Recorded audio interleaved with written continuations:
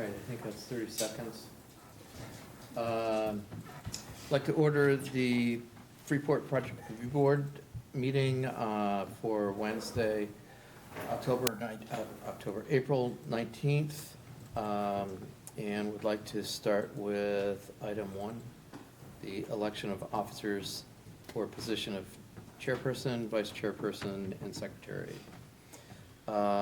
For the position of, I'm going to go in reverse order, secretary, are there any nominations for secretary? Who's our current secretary? I'm sorry. I can't remember. Lynn? Is Lynn? Can you? You've I got think that- it's Lynn. I think it. Lynn, are you the current secretary? Hello? Can you hear us? Oh, sorry, I didn't have my mic on. Lynn, are you our current secretary? No. I nominate Lynn to be secretary. That's there- what happens when you don't attend. I get That's it. right. Are there any seconds? Second. There we go. Lynn, are you comfortable with that? Yes. Okay. Is there any discussion? Okay. All those in favor? We have to say aye, or we have to, what do we have? We have to do a roll call vote. Yes. Thank you. Let's see. Hamlin. Lynn? Lynn, can you hear us? Yes. Yes, now I can. Yes, okay. We're doing a roll call vote, and yours is first alphabetical Oh, right now. okay. Hamlin. Aye. Hessman. Aye. Montiello. Montleone. Yes. Aye. Ford. Yes. And the chair votes yes. We'll entertain a motion for vice chair. You want to do it? I nominate Todd. Second? Okay. Is there any discussion? Okay. Hamlin. Yes. Hessman. Aye. Montleone. Yes. Reiki. Yes. Yankee votes yes. For chair.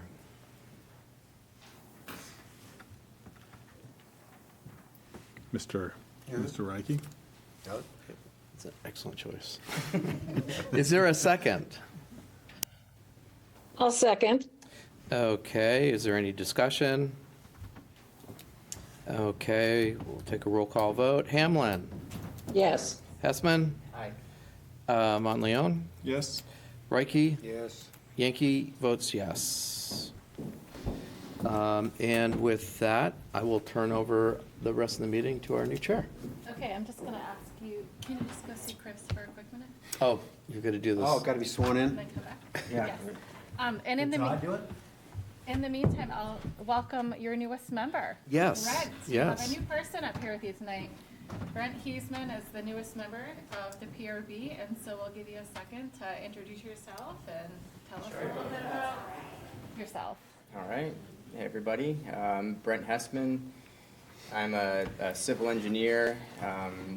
Just moved here about 10 months ago or so from Denver, Colorado, where I lived for about 10 years, actually, with my wife, 2 kids. We're putting roots down here. We have family up in Ellsworth, extended family in upstate New York, and we're building on the north side of town. So just looking to get involved in the community and looking forward to it. Oh, I'm sorry. It's my first meeting, clearly. That's okay. So, yeah, just looking to get involved with the community and looking forward to getting to know everybody. Welcome. Welcome aboard. Thank you. Here he is. Here he is.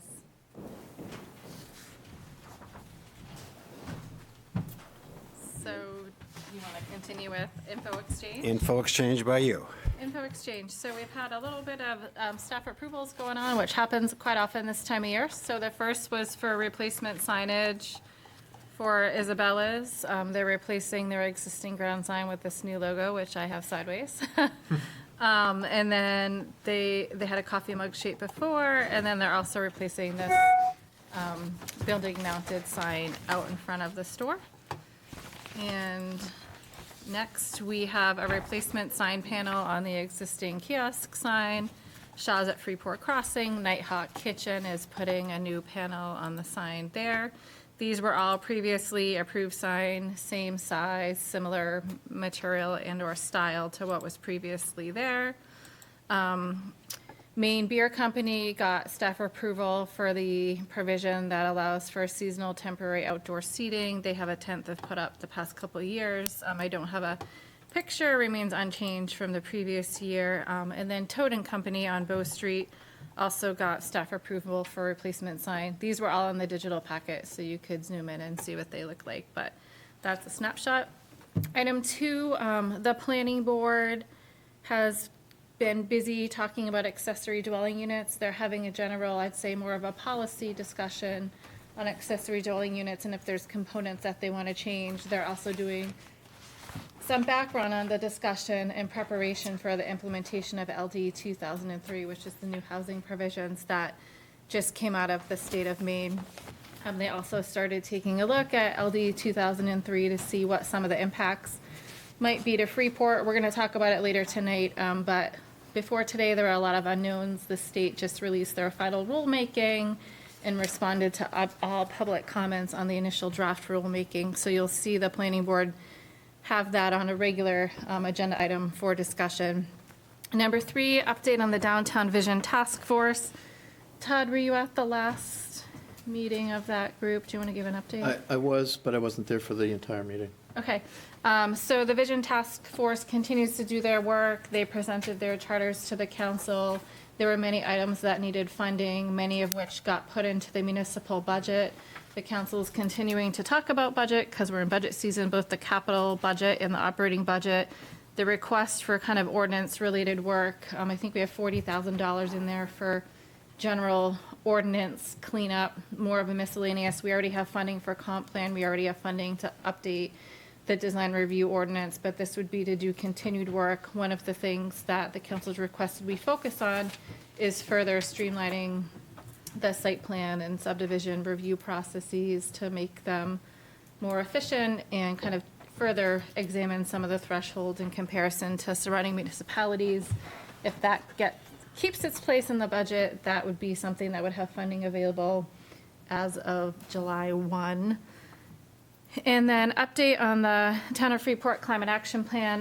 Meddy Smith, our Shared Sustainability Coordinator with Yarmouth, will start in Town Hall in the Planning Department May 1. She'll be working here 3 days a week, but we only get her for half that time. The other half the time she's working for Yarmouth, and then she'll be in Yarmouth a day a week. She's really going to be working closely with the Sustainability Committee and GPCOG on the Climate Action Plan. There is going to be a community workshop coming up on May 15th at the Community Center about the Climate Action Plan and kind of getting some goals and priorities of the community identified. You'll get to see some baseline data as to where we're at, where some areas and populations of concerns are, and to complete a survey and give feedback that will all be used in the creation of a plan. As we get more information, we'll send that out to you. We hope that, as many members of the public that are interested will come to that event. And then number 5, we've talked about wanting to get this board together just to do some training and review of ordinances. So I'd like to see if we could potentially get that scheduled for May. If you don't get a lot of agenda items, we could use the May 17th meeting. But my other question for you would be, is there a second date that people would potentially be able to meet, day or time, that might work good? I think this time of year, it seems like weekdays seem to work best. No one wants to come to town hall on a weekend to talk about ordinances. But if there's days or times that are good or not good, if people want to let me know, we can see if we can get something on the books for that. Since some of us may have Wednesdays, could we shoot for a Wednesday, either the first Wednesday or the last Wednesday? First Wednesday's planning board, so that might be tough to find a space, but maybe. You have a second Wednesday commitment, correct? So, yeah, we can try for a Wednesday. Does 6 o'clock work? The third Wednesday, the fourth Wednesday? Wednesday, 24th. 24th, yeah. Yes, so potentially either, are people available? I think it's, what's that first one in May? May 3rd, or I guess May 24th would probably work better if people could do that. Okay, so tentatively, May 24th at 6. I'll send an email out to make sure that other people can meet, and I'll try to see if I can find us a meeting spot for that night. If that works for people. So we'll plan on maybe like 6 to 8. That That'd works be for great. people. And it's good that I think it's good that we're leaving enough time, because we usually have a good discussion. Yeah, I mean, if you get nothing for the 17th, then we can put on the 17th. If not, we'll just have the 17th will be the regular meeting, and then the 24th could just be ordinance work. What if we have only 1 or 2 items in the 17th? Let's see what they are. I think if they look like they're gonna be short, if we can do it all in one night, we could do the first 2 items, and then, projects for the 17th would be due next Wednesday. So with that date, it gives us enough time to respectfully schedule and try to conserve some of your time. That's all I have under info exchange for you. Great. Next item is review of minutes from the March 15 meeting. And I guess it would take a motion, but you've checked to confirm that we can table this because they're lengthy and we got them. Yeah, so they're 47 pages, so, I mean, we typically always approve them in the next meeting. If they need corrections or you haven't had time to go through them, then, but yes, you can table it till everyone's had ample chance to review it. Yeah, I would agree with that. Ford, I did have one question. I'm not sure I can pull them up quickly. Thank you. And actually, it was, yeah, on page 29, there's a strike through. And at the top of page 29, and it's start of a motion, but the rest of the motion is not struck through.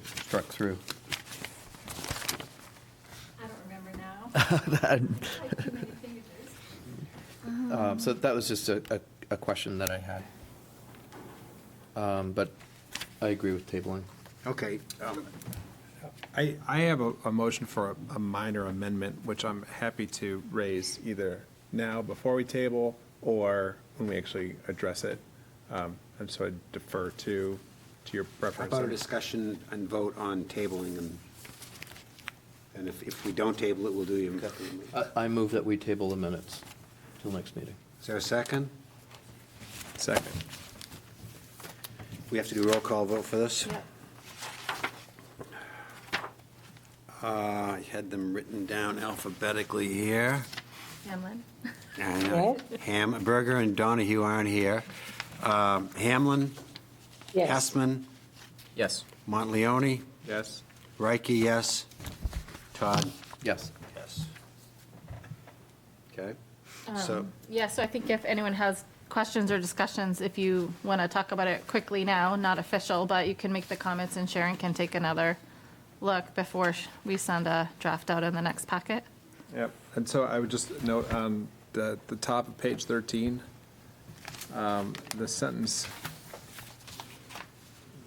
it looks like that top sentence should end at the category we have some say-so in, period, and strike the remainder of that, which reads to be like it was gibberish coming out of my mouth.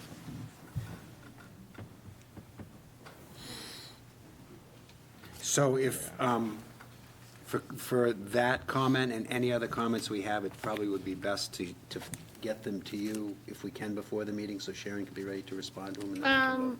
So I think you'd want to discuss them at the meeting. I think Jim got his out here tonight, so Sharon can take another look at it and see if she's comfortable. And then Todd made the comment on, Page 29. I was going to say 30, page 29. I think any other comments at this point you'd want to bring up at the meeting if you Okay, great. bring them up already tonight. Great. So that is tabled and until the next meeting. And we have 3 items tonight. And for our new member, Brent, we've got one of each of the 3 things we normally do: site plan amendment, design review certificate, and subdivision is the last one. The last, all 4 items are going to require action if we choose to move forward. There's a motion for each. The chair doesn't present motions. And the last item is a public hearing before we act. First item is LLB and site plan amendment. I'm going to introduce this for you. Okay. Yes, Ford? Yes, please. So LO Bean is before you tonight. They have an existing parking lot in the back of the Order Fulfillment Center on Desert Road. It's currently mostly striped for standard vehicular parking. They want to change the striping for large trucks, as they have in another part of the existing parking lot today. It's all within the existing developed area. In order to accommodate the stalls, they did need to take out some islands to ensure that they're not increasing impervious area. They are putting an additional new island in that will be grassed and have a tree. Therefore, they have no increase in the amount of impervious area, no changes to stormwater. They have some existing lighting poles they're going to take out and reuse. They already were previously approved for a height of 40 feet. They will replace the fixture head to a LED full cutoff fixture and reinstall those. That's real quick, high level. Not a lot of changes, but due to the square footage that they're changing around, it does trigger a project review, which is why it's here before you tonight. And Sebago Technics is here representing the application. All right, good evening. Can you hear me okay? Hopefully they can. I've got my hand mic. My name's Kylie Mason with Sebago Technics. Tonight I have with me Dan Clifford from LL Bean representing the project.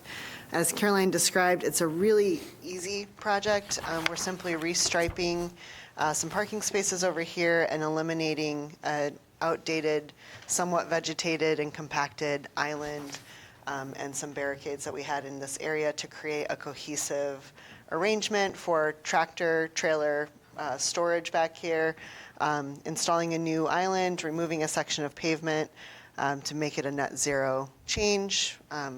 That's the bulk of it. Does the board have any questions for the applicant? Are there any proposed grading changes along the striping? No grading? Or changes? not.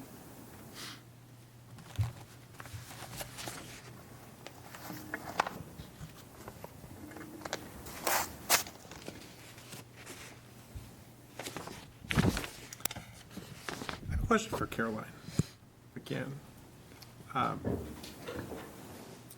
There seems like, I mean, this seems like a very straightforward issue. And we've received a tremendous amount of technical data and, professional reports that were prepared on this project. Is this, it's fair to say that that's not what we expect from most applicants that are seeking to make a change like this? They have to meet the submission requirements of the ordinance, for which they include a checklist. They'll give you a lot of measurements, they'll give you details on the island. I think you have a very thorough and complete submission. Oftentimes, if they have full drawings, they'll give you what they have, even if it's above and beyond what you guys require. But yes, you do have a lot of drawings here. Certainly not complaining about drawings as much as I'd be concerned if this was the standard, it becomes very hard for Yeah, and they did. others to make an application. This wasn't the first version. They had a second version where they were proposing to change some stuff around, but it would have triggered stormwater treatment. Because as they indicated in their application, they have future plans, which they will return to you for a separate approval in the future. They did go back and kind of revise it so they could keep with the current grading and the current stormwater system. So I think that probably also contributed to why you have such a thorough plan set before you tonight. So, again, not complaining as much as we're serving in the. We'll take it as a compliment. Why are you doing this before the larger site plan application? So to answer the short term, they need it more immediately. If we went for stormwater changes and the full expansion, they'd be waiting their DEP time limit. You know, it would be a site law amendment to their permit, as well as in the interim, the minor expansion would trigger stormwater at a local level, which just adds a complication to the constructability of the major master plan. Even still, the expansion is not much. It would be just off the backside of the parking lot, but it would trigger stormwater, so it would impair their ability to use it immediately, which is really important for us. Are there any other questions from the board? Lynn, you got any? Nope. Before we consider the motion, is there any this isn't a public hearing, but we always welcome public comments. Is there any public comment on this? Okay. All right, I'd like to make a motion. Be it ordered that the Freeport Project Review Board approve the printed findings of fact and site plan amendment for LL Bean Incorporated for a parking lots alterations at the LL Bean Order Fulfillment Center at 5 Campus Drive, Tax Assessor Map 22, Lot 22, to be built substantially as proposed, plan set dated February 15th, 2023, revised through February 28th, 2023, finding that it meets the standards of Freeport Zoning Board with the following conditions of approval. 1, this approval incorporates by reference all supporting plans that amend the previously approved plan submitted by the applicant and their representatives at the Project Review Board meetings and hearings on the subject application to the extent that they are not in conflict with other stated conditions. 2, prior to any site work associated with this approval, the applicant do the following. A, establish an escrow account in the amount to be determined to cover the cost of inspections and of inspections of the site improvements by the town. B, the developer have a pre-construction meeting with the town staff. C, the applicant obtain any applicable permits from the Freeport Codes Enforcement Officer. Is there a second? Second? So roll call vote. Hamlin? Can we discuss Oh, I'm the sorry, motion? yeah. I think I'm concerned with the motion as stated. If we're imposing a condition that there's an escrow account, but we can't identify the amount that needs to be in that escrow account, that seems to be problematic. Given the circumstances, I would propose that we strike that requirement. Can you tell us what the normal procedure is? Sure. So in this case, we're using our outside peer reviewing engineer of Goral Palmer. They'll be doing the site inspections. They'll make sure they did the island. They'll make sure they striped and put that other vegetative strip in. They had people out of the office on vacation, so I wasn't able to get an estimate from them. If you want to put an amount in there, we can put an amount. We like to put an amount so that they put the money up front. It's there to pay anytime we send the engineer out, we pay it from the escrow. Otherwise, we have to go to bill, and if they don't pay on time, then the town's fronting the money. We often do a TBD. We do it for performance guarantees, too, if we don't have all the costs up front. But if you could strike it, in which case we can bill them, which I would say is the less preferable. It's more work behind the scenes. But if you'd like to put a number in there, you could put $1,000. If it costs more, I'm just going to call them and tell them to deposit more or pay their bills. That's just kind of how it works. We really just put it there for an estimate. I'm comfortable with an estimate, but I'd like Okay. to, if we're going to incorporate it, I think that we should Sure. be specific about what's being expected. So I don't think it's going to be much inspection time. So I would just put $1,000 in there. They can put that up front to get going on the project. And then, like I said, if more inspections are needed, we're going to do them, and then they'll pay the bill just like any other applicant. Okay, so I will change that, the TBD to $1,000, an amount of $1,000. Still have is there still a second?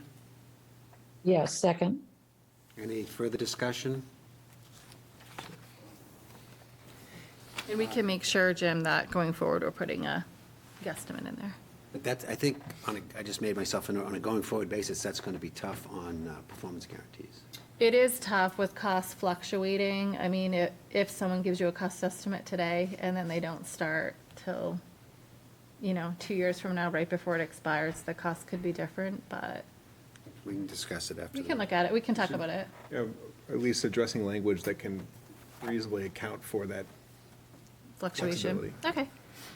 Okay. Roll call vote. Hamlin, Yes. Hessman, Yes. Monteleone, Yes. Reiki, yes. Yankee. Yes. Okay, That's gonna. good evening.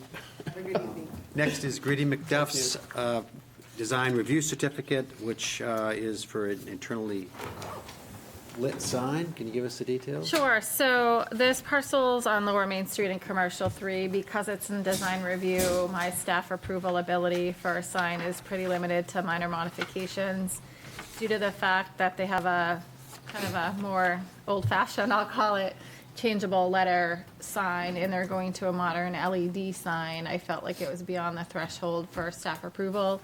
They're really replacing the existing sign face on the existing ground sign, same location. They've confirmed that it's on their property. Is a material and appearance change. The drawings didn't scan that great. I think there are sign companies here tonight. They can probably show you better what the signs I didn't bring them, I thought you had a copy. actually gonna look like. You did have a copy in your, I think you had 2 copies in your digital submission. One was in color and one was in black and white, and they can answer questions on the sign.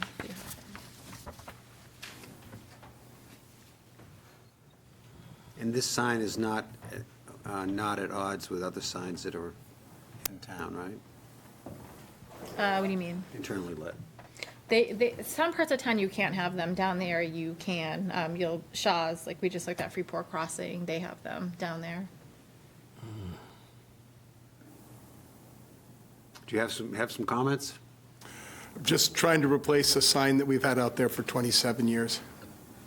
It's time to replace it. It's actually the same exact sign, make and model that you have out front here.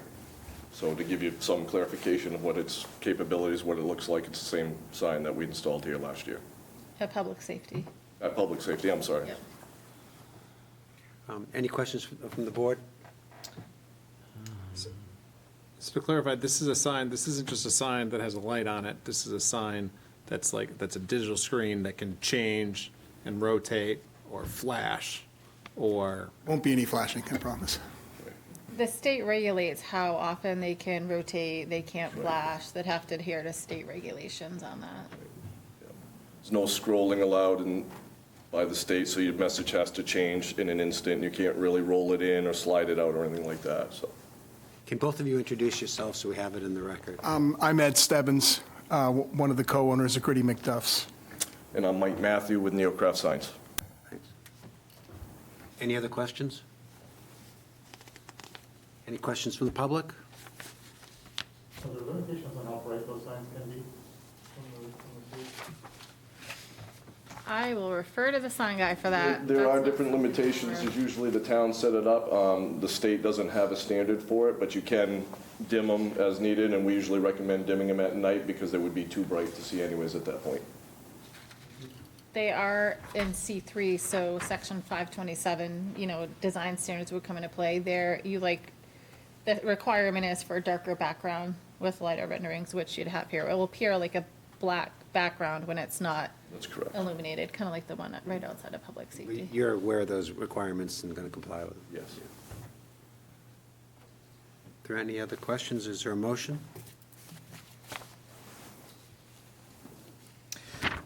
I'll make a motion. Oh, Or did you want to? Go ahead, Len. any public comment? be, I asked. okay. Be it ordered that the Freeport Project Review Board approve the printed findings of fact and design review certificate for Center Cotton LLC DBA Gritty McDuff's for alterations to an existing ground sign at 187 Lower Main Street, Tax Assessor Map 8, Lot 23, to be built substantially as proposed, application dated 3/27/2023.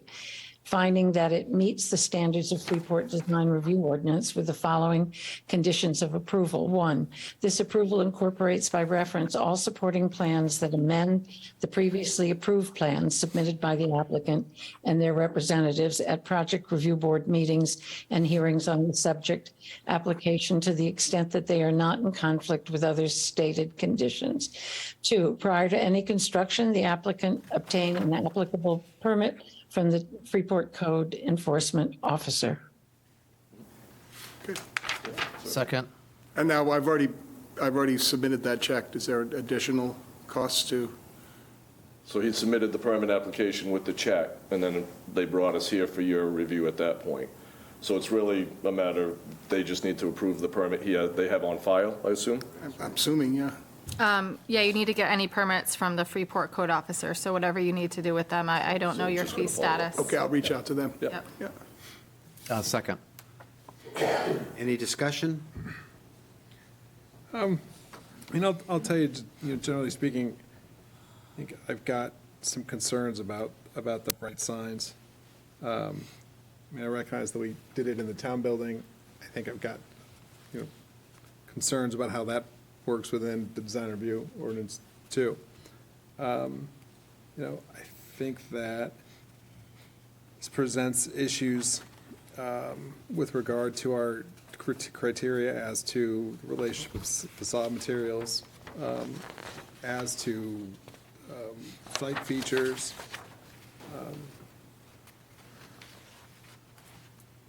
And with that, I mean, I've got concerns about about that general imagery, and I think without some specific limitations or like a specific understanding about how the sign would be used, I would generally oppose that kind of digital signpost. Any other comments? I wouldn't disagree with that, but how do we, We can't regulate the content of a sign. Agree 100%.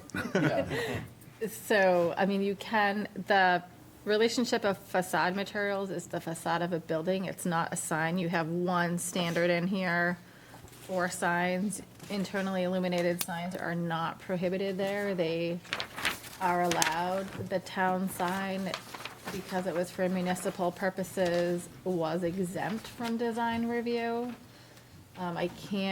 We have other internally illuminated, I can't think of any other digital message boards that we have in design review. Have you guys installed any others? Not that I'm aware of recently, no. I mean, to put this in context, consider that when the American Eagle Building wants to change their sign ever so slightly, they come to us and they present someone to say, we want it to be this font instead of that font. We want it to be lit with this many lights instead of that many lights. This is an example of things that, the brightness, the font, whether or not, those are things that we're forfeiting the ability to regulate with a ever-changing digital sign. And I think it's inconsistent with what our design review ordinance imposes for requiring this subjective review of signs.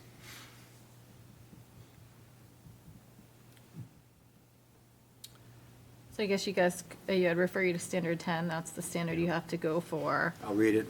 signage. In addition to the requirements of the Freeport sign ordinance, signs in the Freeport Design Review District, which is what we're dealing with, shall be reviewed for the following: materials, illumination, colors, lettering style, location on-site or on the building, size and scale.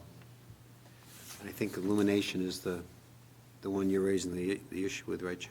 Or materials, digital screen, as opposed to a solid face sign. And colors, which here is unknown. Could you comment on the colors? Some of them are full color, and back in the day, I might be dating No, myself, this would they be a full were. color, so they'd have capability to use any color they would like. I wasn't aware font was a thing, but, they can go to whatever font they would like. It's computer-based, so whatever you have on your computer, you're sending to it. colors or anything like that. So it can look just like a normal letter changing board, black background with white letters with whatever font you want. They could stick to that or agree to something to that effect. It does have the capability. All right, I'd also like to point out that if you're driving south on Main Street, there's a huge telephone pole right in front of our sign, so you really can't even read the sign if you're heading south. You really, the only way you can see our sign is if you're driving north on Main Street coming into town. And as far as materials, I guess I don't understand. Signs are made of all different materials, and in this area as well, whether it be wood, acrylic, aluminum, or anything, and this is just an aluminum-based material as a screen. If you look at it, it's not a screen like a television or anything like that. So it's an aluminum material that has light modules in it. So it's a modern screen. It's very modern, yes, that's correct. As opposed to the antique one Right. we currently. And you do have a hand up forward from Lynn. Lynn? Are we talking about the section underneath the main sign that says nightly special? Yes, ma'am. So the main Gritty McDuff sign is the old-fashioned That would remain. on a board. I'll ask, well, I think someone else asked, is there any place else in town that we have is it neon? Is it a neon sign? No, it's an LCD display. Oh. Just the one I know of is at your public safety building. So Oh, again, yeah. same make and model, same controls, same capabilities of what you have at the public safety building.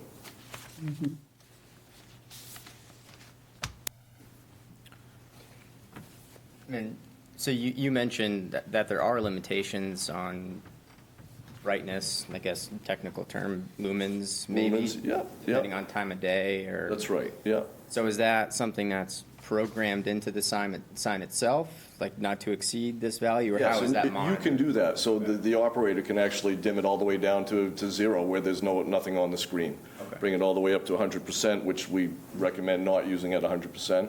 Okay. Then we could also ask the manufacturer to limit their colors brightness that they could go. So that would limit them down. If we were to say, and they agreed on, 70% maximum lumens, then we could have that done internally where they couldn't adjust it past that. Okay. You can program it time on, time off, time to dim, time to brighten. So during the day is when you usually have it brighter. Right. So you can see it. At night, it dims down. They could turn it off every night at 11 when they close if they want to, not turn it on until 10 in the morning.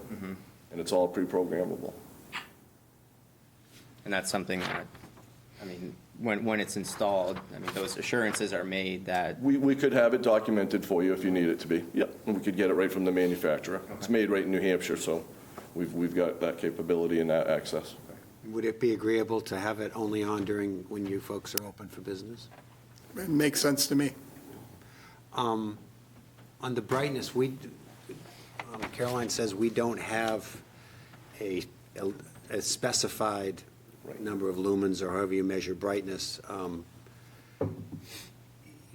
Is there some way that we could impose a requirement that it wouldn't be brighter than the credit union across the street or something like that? One reason I'm not personally troubled by the notion of this is it's in a part of town where there's a fair amount of lit signs, maybe not this type of sign, but lit signs more so than maybe other parts. Would there be a way for you to limit this, to control it so it's not brighter than the signs across the street? So that's, depending how you look at it, where theirs is just white, if you're controlling straight white, as soon as you add color to it, the lumens diminish anyways. So as soon as you put a blue to that white light, you're going to get a lower amount of lumens coming out because it's not pure white at that point. We could definitely try to bring it to a point that satisfies everybody, but to the point where they would still be beneficial to my client as well. I feel like that might be too subjective for it, because if you're going like LED or traditional lights, they really just That's right. do look Different different. things, I yeah. think that's part of the reason why down there, 527 has preferred a dark background, because it's not as bright. If you see some of the colored ones or the white backgrounds that we do have on US Route 1 South, they can be pretty bright Okay. at night. I think, if you want to I don't believe Gritty's is open that late anymore, so I think if you want to time it around that, I'm sure if it's too bright and people feel like it's distracting, we're going to get complaints, and people will probably complain to the state due to the location and proximity to US Route 1. But is there, I guess, right now, could you do they could do the inverse of this. Right now, the color photo that I'm looking at has got yellow on a brown background, which is kind of in keeping with what's down there today. Right, yeah. But they'll be able to turn that around and have brown on a bright yellow background. And that, I think, would be different. And I think that would be very different. And so there's that, and then there's also, again, going with the brightness. The brightness, is it tied to, like, for example, right now, the yellow is nightly specials, or it's white with Freeport Brew Pub. Is the brightness down to the individual pixel, or is it brightness from like 3 feet away? Because if it's the inverse, if you have a white background, it still could be the same brightness as dim, but it's going to be really bright, the whole overall sign. So how does you see what I'm asking about the adjustment on the lumens? I don't. So all the colors would adjust at the same. All those light pixels, all those light diodes, all would adjust down together, would all adjust up together. So your white or your yellow background would dim down and start to fade out and go towards that black background as you bring it But down. you have a much bigger light surface area that's going to throw off a lot more white light. Yeah, you'd have the whole area if they have yellow or choose to use yellow. There again, it's another one of those things, you use the sign in contrast, dark on that yellow, so that green on the yellow wouldn't really show compared to the yellow on the green. So usually it's always recommended for a darker background for the contrast on digital signs. Could we make it conditional that it's a dark background and not a light background? Is that how you really intend to use it? We're going to use it the same way we've used it for the last 27 years, just simple messages about what Yeah, we're serving. I think the message and the rendering, I think, looked a little more modern than what you've had there. Like, it had a font, and it had angles, and it had colors, and so I think that might be creating some of the concern of the board when they need to look at stuff such as lighting, and we know some of the design standards like dark background. Are you agreeable if they were to put a condition that has to have a dark background? Yeah, I mean, There again, it's dark as far as what? Black, brown, dark green, as long as it's darker than the message on the front. Because again, you're getting into the content part of things, which I know it's not part of it there really as far as that area that, like you mentioned earlier, you can't really control content. So But I mean, we'd be willing to work to be able to get them to have their sign and advertise. What kind of, do you guys, with some conditions that you've talked about, do you guys think you have what you need to make a decision, or do you need more information to better understand how this could operate and what it could look like, As it stands, knowing that they're not prohibited?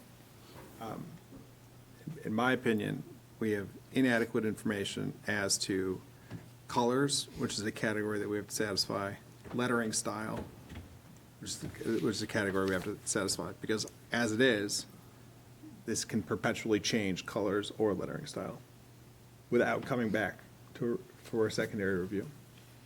And so I would propose, if we move forward today, I would vote against it because we don't have, inadequate precision on those points. Alternatively, suggest we can table and request that they come back and commit to a fixed color scheme and a fixed lettering scheme with which the message can change so long as we have a defined color pattern and lettering pattern.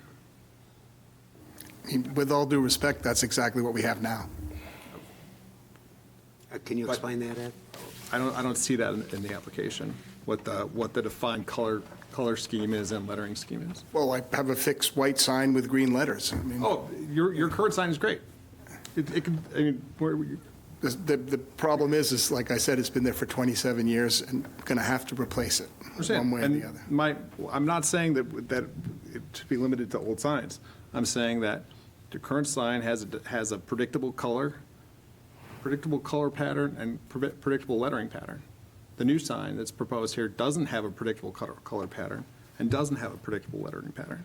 And because we're in design review district, what's presented to us is whether or not it's, a reasonably agreeable coloring and lettering pattern. So we need some additional information about, conditions for that, I think, to be able to satisfy those. And the current sign right now is not backlit, It's front lit. it's front lit. And the current sign is white, the back is white.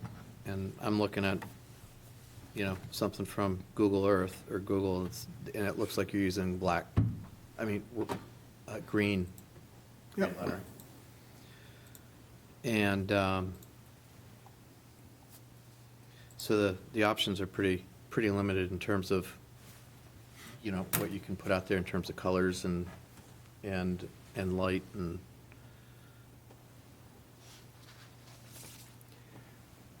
We're dealing with, this is unplowed ground for us, because we don't have. Let me ask if you would agree to some things that might or might not get us over this hurdle. Sure. Be nice to get you out of here with an approval if it's possible tonight. Sounds like limiting the light to, the sign to hours of operation is something you'd agree to? Yep. Is dark background something you'd agree to? If you want to, I guess I'm confused. If you want me to go with what I currently have, it would be a light background with green letters, and I'm quite happy to do that. I think But the that would be, sample you again, showed on us. the brighter side. think it's let's too say. bright? Yeah. But it wouldn't be illuminated In the with commercial, LEDs. outside of design review, in the commercial district, which is what they're in, internally illuminated signs, the preference is for dark background with lighter letters. Right. So that could be terminology that, It's reasonable to me. For example, a color scheme matching the rest of the sign, which I think is a dark green with white or light yellow lettering. Right, that dark green background with white Oh, you lettering. mean, you're talking up Yeah, here? what's the other components of the Yeah, sign? the- Is that a limitation that's, It's reasonable to me. Reasonable. Yeah, no problem. and what about a lettering scheme that's consistent with what's shown, the existing lettering scheme on the sign? It's worked great for me for the last 27 years, so it's not broken. I'm not trying to fix it. So we can replicate what his manual changeable letters are, we can replicate that same font. I think I'm less just saying like to replicate the changeable letters as much as to have a similar font to the letters that will remain, not what were before, but, the restaurant, pub and brewery fonting. Sure. Consistent with the top of the sign. Exactly. yeah, so if you wanted to make that, I would say just leave it, there's always going to be variation between whatever fonts are on the computer program, the exact colors, so maybe, Right. the colors and fonts used on the sign shall match the existing signage as closely as possible, or something like that. I would leave it broad enough to give a little bit of flexibility, matching as much as they can. I think that's just being a little more realistic and practical. the 'cause extent the- practical. Yeah, because the green is going to be a little different than the flat. Yeah. paint, But it'll give you a good idea, I think, of how it's going to blend in and what it's going to look like. So we have As a seconder on that, I'm okay with making that change. So if Lynn is good with that, she can just incorporate a condition, and then I would second it. I made a note, Lynn, of the three, Jim, these are yours, but I think what we talked about for amendment to the motion is that it be limited to hours of operation, that it be with a dark background and a font that's consistent with the existing permanent signage. Yeah, that's That attainable. sounds good. Yeah, we can attain that. And I'll second that again. Can you stitch that into a motion, Sharon, when you're preparing the minutes? Probably not. We'll limit, so, is this gonna be number 3, limit the hours of operation? It would be to their existing, the sign would be lit consistent with their hours of operation in the restaurant? It's restating the motion, the original motion, subject to the following conditions. Yep. Right. With dark background and font that's substantially consistent with, in color and style with what's on the permanent sign, Jim? Okay. Okay to vote? Any other discussion? Hamlin, Yes. Hessman, Yes. Monteleone, Yes. Reiki, yes. Yes. Yankee? Okay, motion passed. Thank you very much. Appreciate you working with us. What? Did you vote? I did. I I was voted in spaced, okay. favor.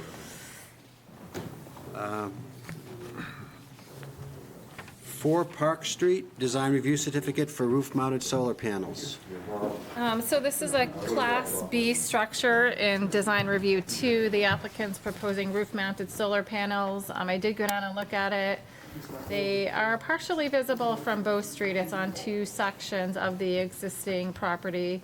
Since there is visibility, it's why it is here before you. This is the same property a couple months ago you approved some fencing for. I think it was a couple months, could have been longer. Yeah, it's been a little longer.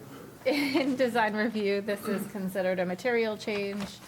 It's not something that is very clearly addressed by design review, but we've had some other cases where the board's considered solar panels on the roof of other properties in the district. So the applicant's here before you tonight for a roofing material change. And I'll be right back. Care to describe your project for us? Sure, I can give you a brief introduction. So my name is Christine Corey. I'm representing Revision Energy, the company who is proposing to install these panels. I'm here with homeowner Mark Spruill. And so the proposal is 30 roof-mounted solar panels on the back side of the house, both on there's 2 back sides of the roof, which I believe you have the site plan. It's 19 panels on one side and then 11 on the other. And just thinking of the perspective of it not really being visible from the street as it's on the back side of the house. And yeah, that's. If you work really hard at it, you could probably see it from Bow Street if you look through 2 properties toward our house. But the house faces directly to Park Street, and it's kind of an L shape like this, and all those panels will be on the back side. Does the board have any questions for the applicant? Is there a color contrast or a significant color contrast between the existing shingles and the color of the solar panels? The shingles on both parts of the house are black, and, not jet black, but they're black shingles, so there should be pretty minimal difference there. Yep. Any other questions from the board? Any comments from the public?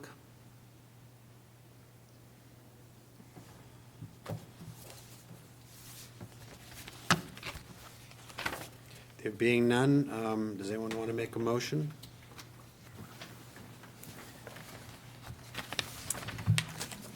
Thank you.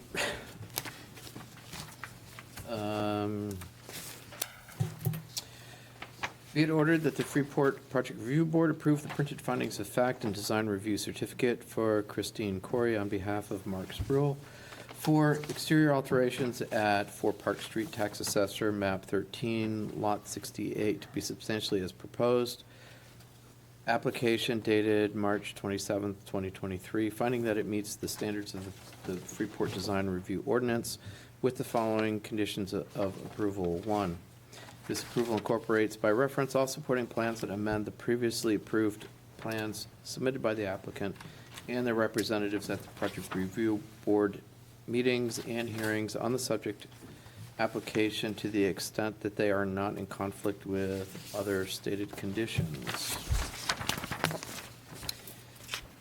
Is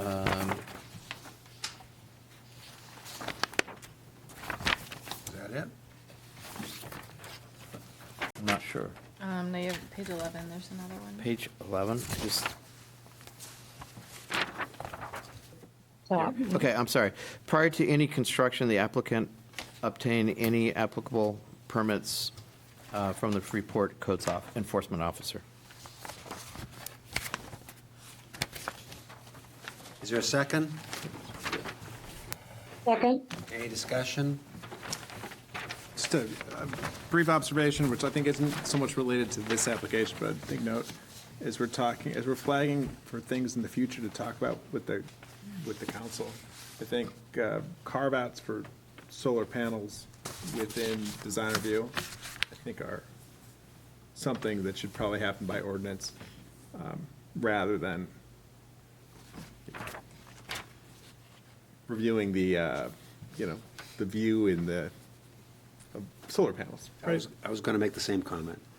Can we vote and then discuss Yes, of it for a course, second? of course, of course. Any further discussion on the motion that's advanced and seconded? Hamlin? Yes. Hessman? Yes. Monteleone? Yes. Reike, yes. Yankee? Yes. The motion passes. Thank you very much. Thank you. To Jim's point, I guess I want to explain to Brent, you're all set. Thanks.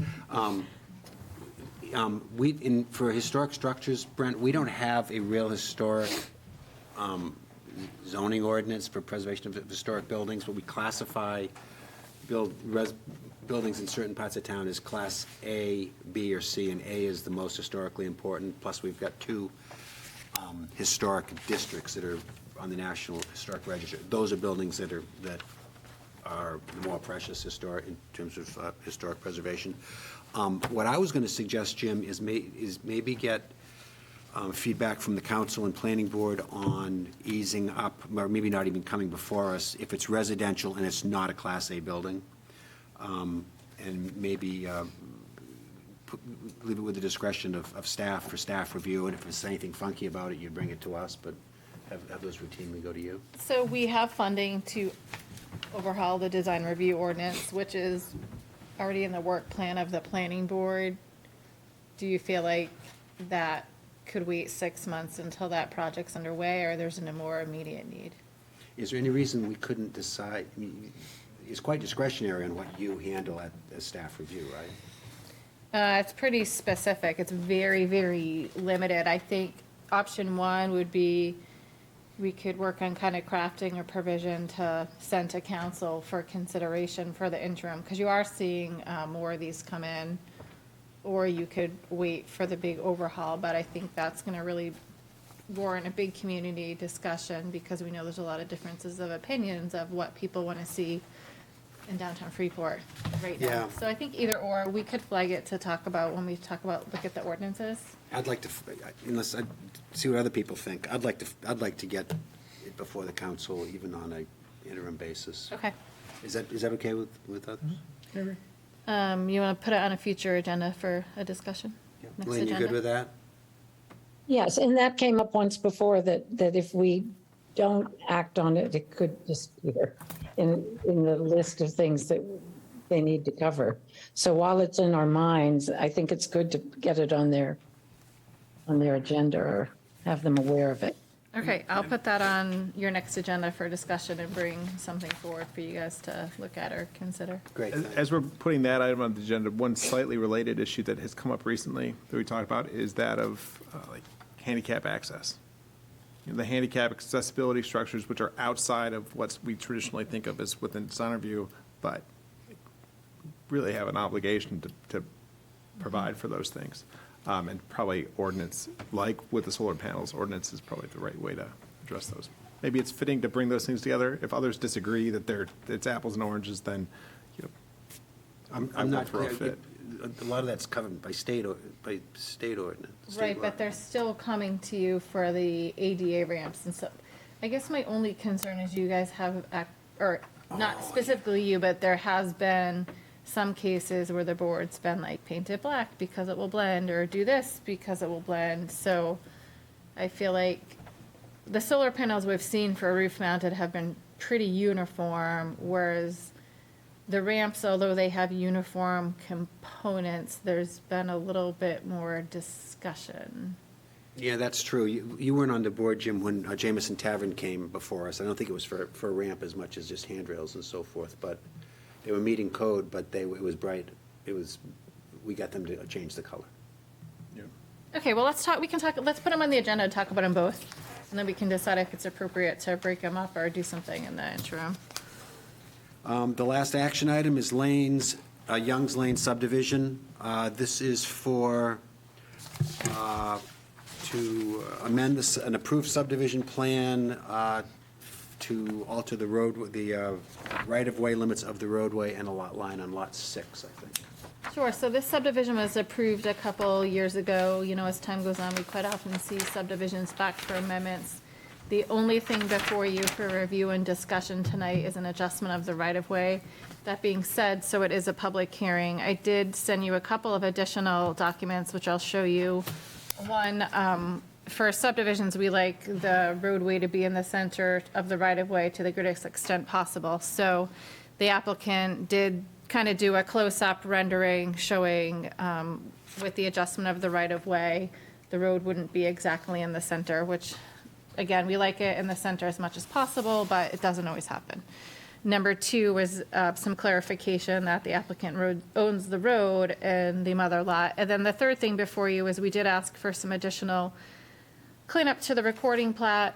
When people update them, they bring them forward, they reference the previous book and page, but quite often things change. So in this case, they needed to add the owners of the lots, the current map and lot, the updated address for the owner, and then they have to add notes, which were on the draft you had in your packet regarding what the changes are. So the applicant and the surveyor are here, but the short explanation of what happened is the applicant had a building permit for a dwelling. They staked the foundations. When they staked the foundation, they didn't stake the porch.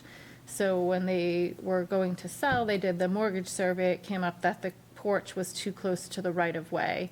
So options were either A, to adjust the area of the right-of-way so that section of the porch on Unit 6 meets the setback, and if they explored all other options, their other option would be to go to Board of Appeals. So they're here before you tonight for an amendment to the right-of-way. The actual road is not going to change. It's going to stay where it currently is today, but that inner boundary of the Youngs Lane right-of-way is proposing to change, and the applicant and the surveyor are here tonight.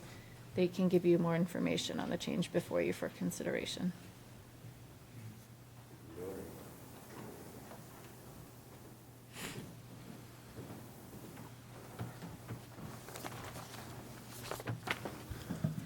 Good evening, Dick Hamilton, land surveyor. I've been with this project since day one and kind of been babying it right along, and we had a bust down on Unit 6. The foundation is fine, it's the porch. Sticks out into the right-of-way. As you can see, I've gone through and realigned that portion of the road, moved it about almost 6 feet center, right at where the encroachment was, and flatten that curve out. The road's still in the right-of-way. It doesn't affect anything, but it does bring that Unit 6 porch back into compliance. Won't happen again, I can promise you that. Usually I'm not clear on what the association structure is here. Usually subdivision, the declaration of restrictions requires a vote of the lot owners to make a change to the subdivision. The way this one was set up, that Mr. Fletcher has control over that. Right now, there's only 2 of the units out there. And we'll go through that process, but we can't do that process until we know we can do it. These back units are condo units. Yeah. So the LLC owns the land, individuals own the units, and Mr. Fletcher or his LLC own the right-of-way still. And notice went to everyone in there. Yeah, we had to do notification within 500 feet, and so we went from the full original subdivision parcel boundaries. There was an email noting, like quite oftentimes the declarations will reference back to this plan, so they will need to update them to make sure that they reference the updated plan. There'll be a new description of the new right-of-way, and that will amend the condo docs. Could I reiterate your question maybe a slightly different way? Is any of the area of, any of the area where the road is being moved to currently designated as limited common?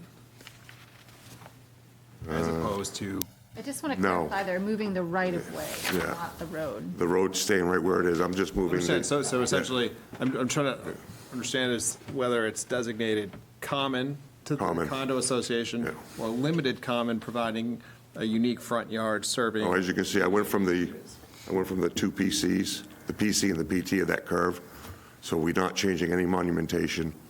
Everything fits right back in there, and it's only common elements that we're affecting. Okay, so in other words, as the declaration is written, unit owner 5 has the right to walk over and utilize this portion of the right-of-way no differently than unit 10 does. Correct. That's going to be amended also in the condo docs, because we're going to have to do an amended condominium plan to reflect the change in the right-of-way. So it's going to be a couple of things.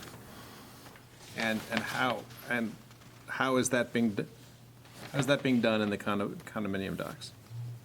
Recording plan What's the, and a new description of the declarant that's declaring the rights to the road. Getting a little bit over my head when, lawyer lingo. has unit 7, 8, 9, 10, 11, or 12 been sold? Can I see which one's 7 or 8? We don't have any. It's this, it's basically the upper side The of last 3? the whole top arc. None of these have been sold. None of those have been sold. This one is sold, and so is the one next to it. Okay. Did you see the email from the attorney? Do you want to read that first paragraph forward? I'll read it. I'm not sure, I think what Jim is asking about is who else has, what documents are in place that require approvals, a condo declaration or subdivision declaration of restrictions. The letter from the attorney says, "Good morning, Caroline." Or morning, Dick, I guess. The Youngs Land Condominium Association owns the right-of-way by virtue of the condo deck, because the right-of-way is one of the common elements created in the declaration. Fletcher Property Group, the declarant, reserved special declarant rights in the declaration, including the right to alter the common elements, which makes the FPG the applicant. Did that answer your question or no? So it's the right-of-way is commonly owned. No, I understand that. I understand the right-of-way is common. My concern is, I'd like confirmation that what was initially laid out as being outside of the right-of-way. In other words, one of the unit's front lawns, that also was designated as common and not limited common. However, because the standard to move from limited common to common, essentially converting limited common to the right-of-way, is a higher standard than that of just, it was common, it still is common. And I will say that is a legal technicality that this board has not gotten into. And so that only means, because 7, 8, 9, 10, and 11, and 12 are not sold, in essence, you could, it doesn't make a difference. I think is what I'm gleaning with the information from the applicant, that none of those units are sold, then whether it's common or limited common, they can incorporate it appropriately in their in their declaration before it's sold, and that'll be fine. So do you want to add a condition that, the declarations, although they come in draft, really what we care about is the road maintenance. And if they have open space, in this case, they don't have the common open space because they gave it to Conservation Trust. Do you want to require that as a condition, they submit that updated copy, so we at least have that in the record? Yeah, I think that's appropriate to submit, decide to to take submit the revised declaration, incorporating this change, as well as to reference in the record that our action is in reliance upon the representation that units 7, 8, 9, 10, 11, 12 have not been sold. And just a reminder, this is a public hearing. 13, 14. 7 is the first. Yep. Any other questions for the applicant? I have, Caroline? We can hear you. For my own edification, if this applicant were going to the zoning board of appeals, would it be a different issue? He had a choice of coming to us or going to the zoning board. What's the difference? The first question, the zoning board of appeals has very specific things they can do. The first question they're going to ask him is, have you explored all other options? So step one is exploring. We're lower on the pecking order. It's sort of the last reason. I guess in this case, given, in cases where subdivisions are built out and this happens years later when everything's been turned over, they would be more likely to see them. In this case where it's on the common land, he still has interest in a lot of the units and he still has the right of way, this seemed to make logical first sense because we knew when he got to Board of Appeals, they were going to ask him if he explored all other options. So yes, you were stop one. To explain that a little further, correct me if I'm wrong, if it went to Board of Appeals, it probably, it's a different standard of proof at the zoning board of appeals, Lynn. On something like this, you have to prove hardship. And they probably, I'm not on the zoning board of appeals, that would be a much tougher thing for the applicant to prevail on. And I think as long as, it seems to me, as long as the applicant is truly in legal total control of this road and both sides of this road, without any rights that need approval from condo owners or lot owners, I think it seems like we can approve it if we want to. They would have options as being a single family. There's a reduction that they can request for single family before the Board of Appeals. But again, in this case, given all the factors, it's already been through subdivision. The board had previously determined that all the subdivision standards had been met, where they're really just changing the right of way. It seemed to make procedural sense for them to stop here first. Do we have a public hearing or any other questions for the applicant before we? You need a motion for opening? Yep. Move we open public hearing. Is there a second? Second.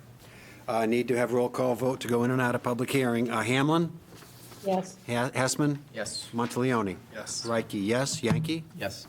Public hearing is open. Is there anyone from the public who wishes to comment?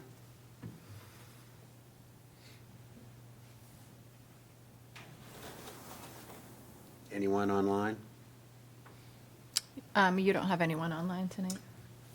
I move we close the public hearing. Second? Hamlin? Yes. Hessman? Yes. Monteleone? Yes. Reike, yes. Yankee? Yes. Okay. Voting. Any further questions for the applicant or any discussion?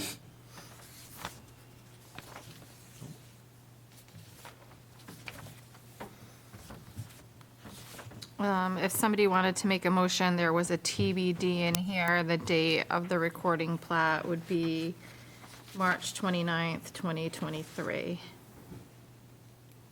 And then you talked about possibly wanting to add a condition regarding the legal documents, which is not pre-printed.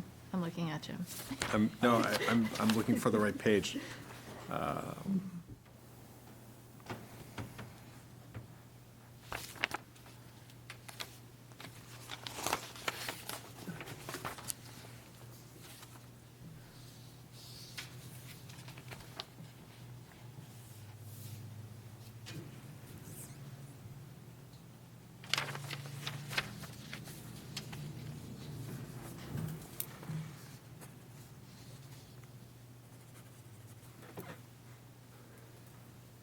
I wanted to clarify that before we. Okay.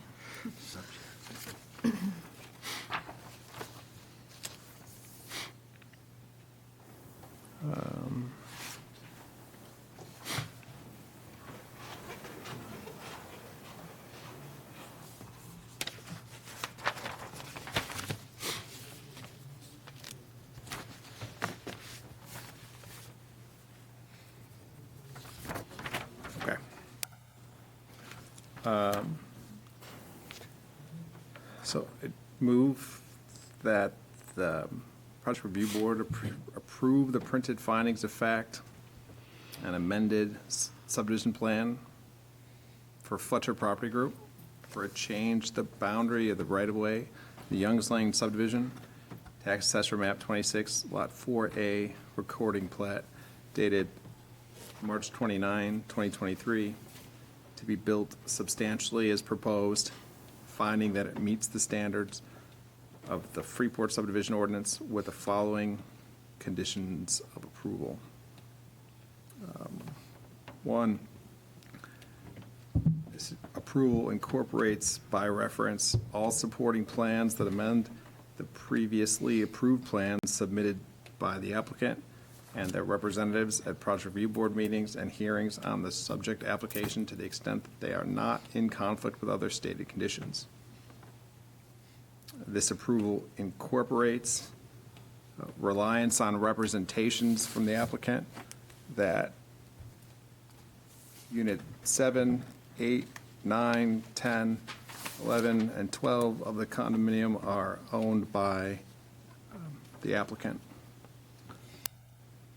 Prior to the sale of Unit 6, the applicant shall provide the town planner with a letter from a professional land surveyor stating that all monumentation shown on the plan has been installed. The final signed copy of the recording plan shall be recorded in the Cumberland County Registry of Deeds within 90 days of the date upon which the plan is signed. Otherwise, the plan shall become null and void. Prior to the sale of any additional units, lots, the applicant shall provide the town planner with a letter from professional land surveyors stating that all monumentation shown on the plan has been installed. The applicant shall provide the town with revised declaration reflecting the amendment,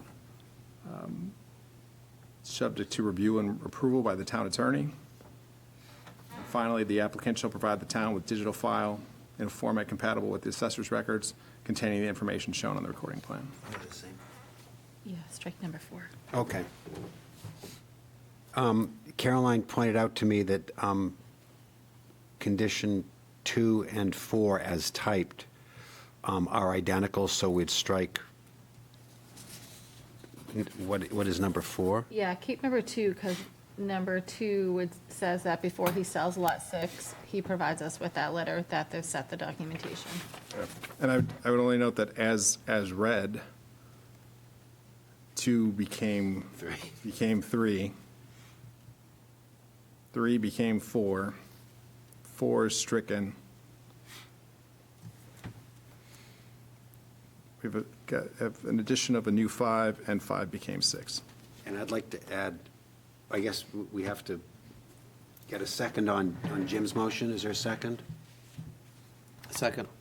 And I'd like to ask to add an additional condition that our approval be subject to the rights, any rights of review and approval that may be contained in the condo or subdivision documents. We just don't know what's in there. So if Say it's that not. again. Pardon? Can you repeat that? Explain it or repeat it? Both.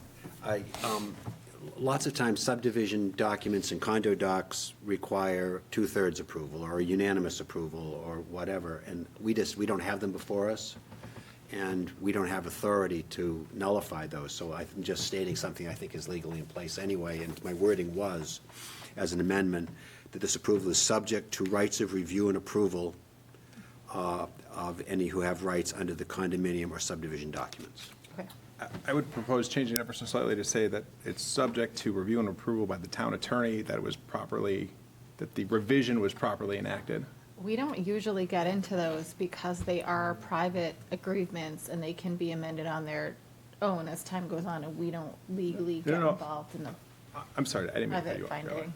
I mean, as to this revision that's being submitted, it's not a forever. It's not, any future revision. It's Yeah, we only, still don't usually get involved. because what we're trying to address is Ford's point, that we want to make sure that if it's revised with the proper authority to revise. But they have a civil issue if they're not doing stuff per their COA between the parties of that. I think that's Private agreement. consistent with my view. I don't need to know it's resolved. I just need to know that if someone has rights, that we've left them a window. We haven't closed the window. And you did notify all record owners, whoever's owned it. A letter from our attorney stating that it's been properly taken care of, satisfy your needs, or you need something more? Yeah, I think so. Yeah, I think that's better, not involving our I attorney. think it's, a couple of weeks before all these documents. Okay. Yeah. I'll change the amendment then to be subject to a letter from the applicant's attorney that this approval is consistent with rights granted under the condominium subdivision docs. Okay, Sharon? You okay with that? Yeah. Is the proposer? I am. And the And second, I will second that. okay. Hamlin, Yes. Hassman, Yes. Monteleone, Yes. Reiki, yes. Yankee. Yes. Thank you. Good night. So they're going to leave 2 copies of a paper plan that we'll sign at the end of the meeting that somebody can reach out about picking up. Great. Sure, And thank you'll you. get us a letter from the attorney then. Yep.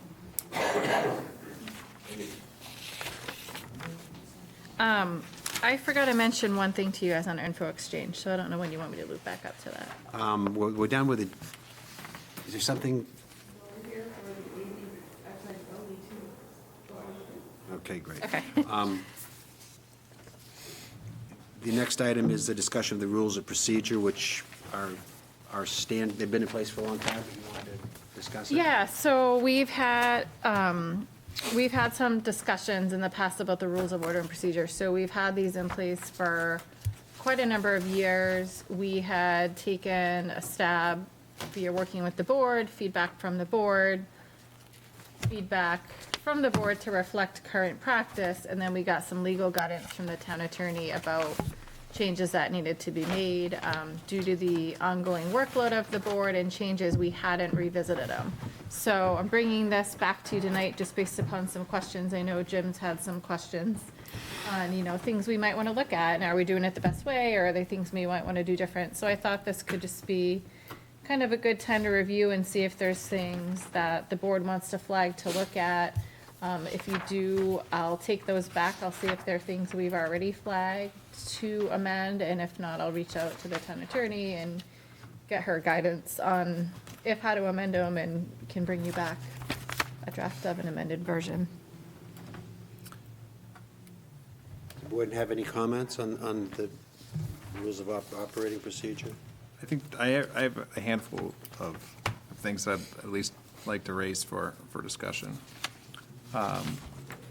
First is as to, on page 3, in subsection 7, our current rules require that the board must allow the public to comment prior to any board vote concerning order of procedure. As written, that would suggest that a motion, even as simple as, limit comment to 2 minutes, would then open up to public comment before we have the opportunity to say we're going to limit it to comment. We haven't done that historically, but I think that's how this reads. So I would propose striking that requirement. As usual, I don't have an internet connection here. I can put these up on the, Okay. And this is page 3, you said, Jim? This is page 3, section 7, under decorum and order. Again, the sentence is, as written, it says the board must allow the public to comment prior to any board vote concerning order or procedure. I would propose striking that clause and ending, or basically striking the sentence that starts, before the board votes on any order or procedure, the board must allow the public to comment. Striking that sentence. Jim, did you mark these up in a copy you're going to leave with me? I did. Okay, great. Okay, so your thought behind this is that when you guys vote to say, set a time limit, this is kind of out of order. In that sentence. example, in essence, that this rule, I mean, it is our practice, and I think it's written elsewhere in the rules of order, that public comment will be taken on each issue. I think this can be construed to essentially have 2 bites at the apple of public comment. if we make any procedural order changes. That can include changing the order in which the agenda is at, or changing the comment time. It'd be nice to know whether we have the latitude to remove that. My guess is we'd still want to invite public comment on most things the way we do. Of course, of course. I'm not proposing to limit public comment as much as to prevent it from being suggested that we have to open the We get tripped window up on twice. something. Can you find out if we even have the latitude to remove? Yeah, so whatever comments you guys talk about tonight, I'll run them all through the town attorney. And then I think it has to go to council. When we change these rules, it has to go to council. for Yeah, approval. so it would get, we have additional markups that we did in the past. Any new changes that you guys flagged tonight, we'll look at, we'll go through with the attorney. We'll bring back a version you guys would discuss. We can make more changes, or you can vote, and then it goes to council as a consent agenda Can you item. bring them back with track changes so we can see what the old and the new was? Yes, I'll bring it back in a full track change version. There was already quite a few changes before. I was hesitant with all the projects you guys have had going on. I didn't want to get different versions floating around out there. I thought that would cause confusion. The next one I flagged that I think is at least worth discussion is that currently our rule says that after 9:30, this is on page 4, section 8. After 9:30, agenda items which have not yet been discussed may be tabled to a future meeting. We've gotten very close to this in the past. I would propose changing the phrase "not yet been discussed" to "not yet been acted upon," to at least give us some flexibility of saying, not too long, we're going to roll over, so as to not force this into the 11 o'clock hour. So you could just essentially cut off public comment in the middle. The objective is not to, I think the goal should be to move those big things To finish to the it. front end of the meeting. So we'll And need it's- to look at the order. The idea is not to cut off as much as to say that, well, for example, if we can take something on and cover half of it while people are here, without necessarily committing us to being here until 11 PM, that might be productive. Well, I can see that. Oh, go ahead, Lynn. oh, sorry. Well, there are two sides to that. You could have people who have a very small item, and if you put them last in favor of the bigger issue, to provide more people more time to comment, I mean, it's going to work against somebody. I'm not sure whether it doesn't make sense to get the little items out of the way, and then you can spend the rest of the evening on the one that has everybody's attention. Is that what you're saying? Well, no, I certainly agree with that. I mean, as it's written, the rule says may. I mean, this is just, we've got the option to change. I mean, alternatively, you can change this rule to say that items, can be tabled at our discretion based on timing of the meeting. That'll accomplish the same thing, to predict for uncertain circumstances. I guess I'm not seeing the, Not seeing the problem? yeah, it Well- says may. I will just clarify for Jim, though. When I first started working in Freeport, we could have used that provision at every meeting because Yeah. we would go so late. And as time's gone on and the boards have become efficient and the applicants have changed, it's pretty rare that we get to that point until you join the board. And more recently, we have had some of those applications, but that really hasn't been something that this board has had to utilize, which is not common, especially in a lot of other towns. So that, in fairness to you. The only reason it's even on my mind is the way that we flirted with it last month. Oh, yeah. Right. Yeah, I actually thought it said, I don't like how it says not yet discussed, because I feel like that's kind of gray. I always thought, and it could be that the planning boards is this way, any items not taken up before then. So you wouldn't start a whole new item, but being discussed is a little bit gray, I think. Yeah, I'd want to interpret it as we haven't reached that point in the agenda yet.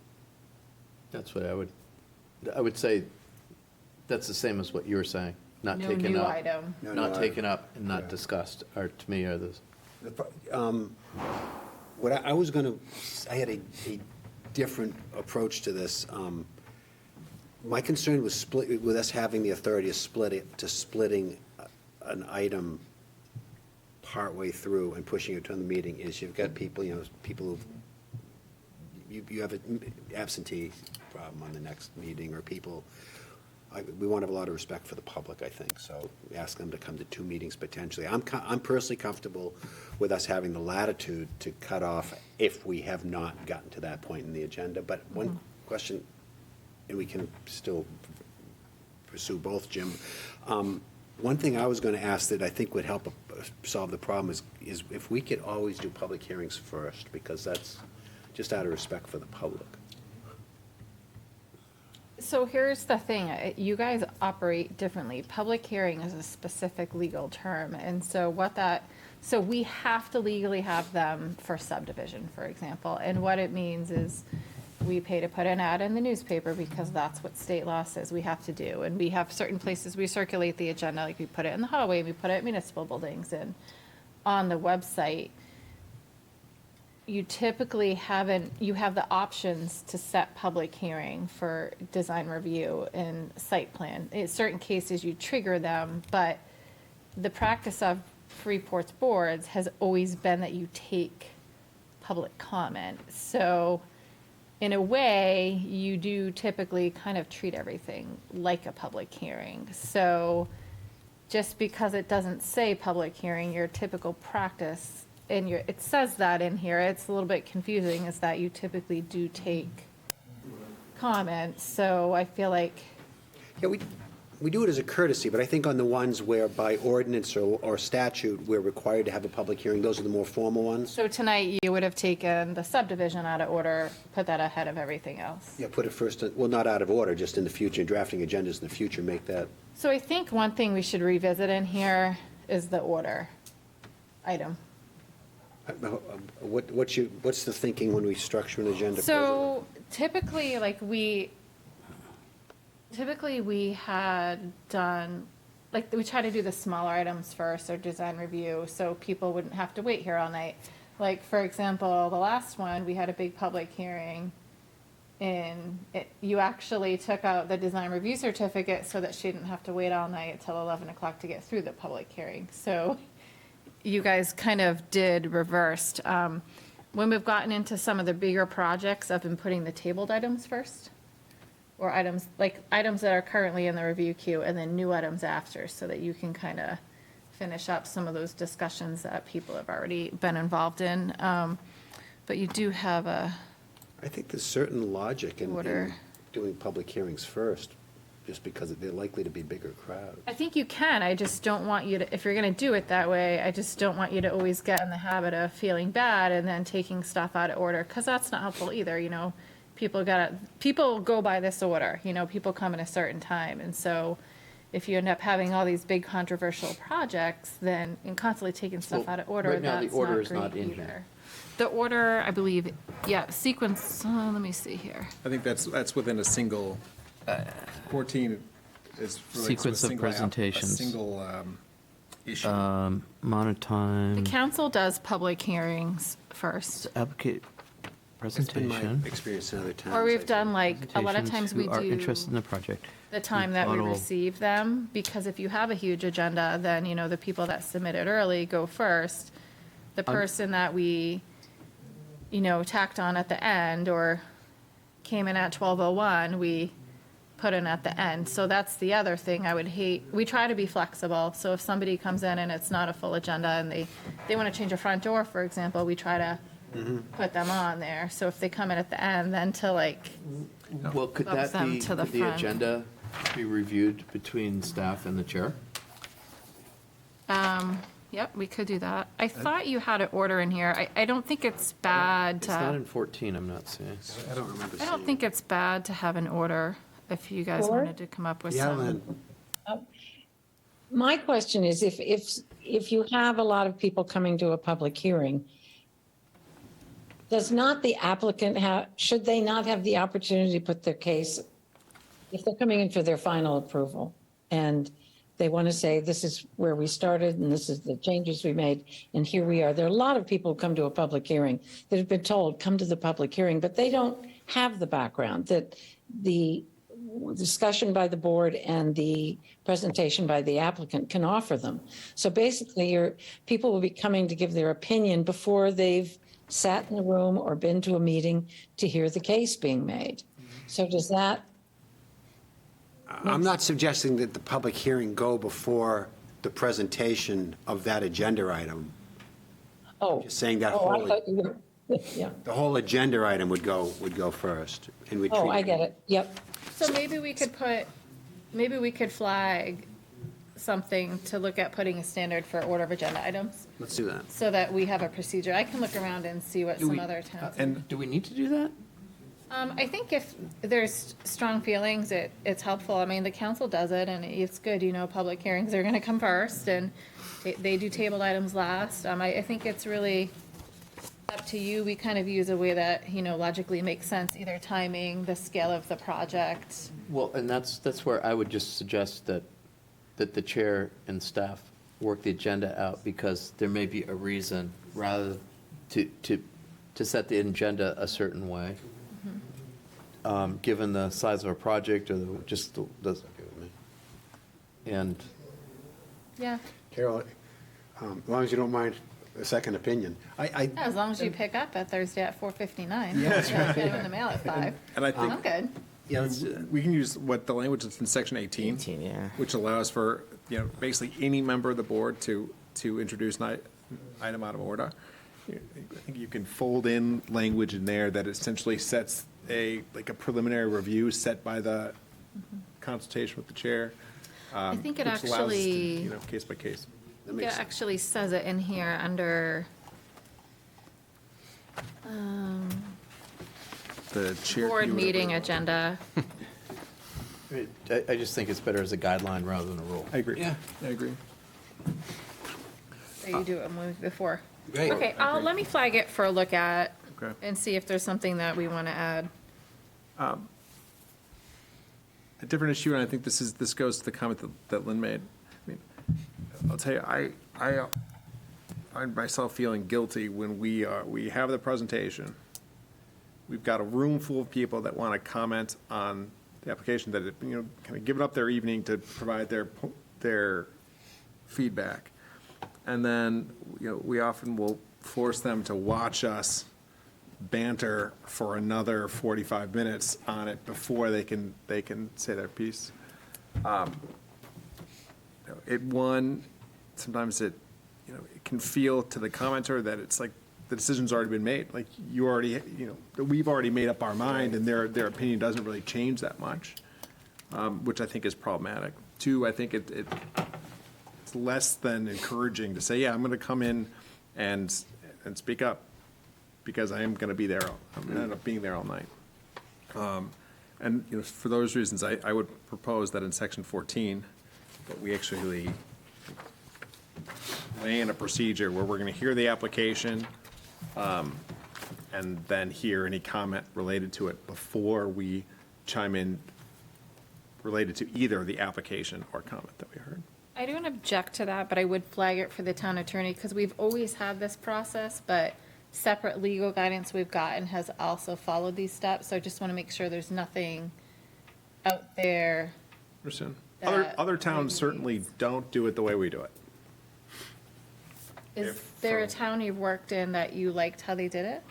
I mean, for example, I think that Biddeford, for example, I think does this very well, Okay. in that it's,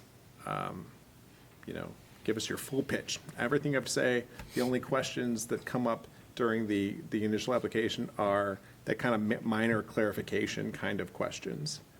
And then it's immediately turned over to, parties, like basically parties in interest have the first take, neighbors, the people that receive notice about an issue, then the general public, and then the board has the chance to respond to like the whole, the full range of what they've heard from I think that everyone. makes. Yeah, I like that idea too. Let me look at Biddeford and run it by the attorney. That's different than Information what, contained in public comment too that may or may not be part of the application that would be useful for the board, I think. That order makes sense. Did your, To clarify, could the board ask questions of the applicant prior to turning it over to the public? In other words, or, you see what I'm saying? I think that's what we're trying to figure out, if there's a better way to do that over what you're doing now. It's my opinion that anything other than a clarification, like I'm confused what we're talking about, can we get on the same page? Should wait, because I don't think we want to suggest that either our comments are more important than the public's comments, or that we've already have some kind of opinion on the matter before we've heard the public be able to share but I theirs. think there's also an opportunity, though, if you're unsure, as a board member up front, to say, I hear what you're saying, I've got questions about it, okay, and I'm trying to wrestle with this. And then listening to, people speak, some of which may be experts, some of which, may sway, that may help with my decision-making, rather than waiting and not giving them the opportunity to say, address my concern, my question, that I'm looking for, hey, I'm looking for a little guidance here. I'm looking, sort of thing. I thought it worked well last time. And it was, where we had some discussion up front. Do you want to? did you folks have a comment you wanted to share with us? Well, we had hoped that we might listen to what you were going to say about it, but we're not going to sit through your deliberations. Okay. Do we want to move to take an item out of order? Well, I was going to say, the planning board's circumstances? really the one taking up the LD 2003. So that's really going to be the better place for them to, Okay. Have they Tune in for been in details. to see you already? no, I can reach back, I can reach out to them though, and give them some information. I was just saying that it's helpful for me to have that, that dialogue where it's, okay, now I lost that opportunity to elicit, some feedback from the public or from commenters. Does that make sense? I think we're all saying this.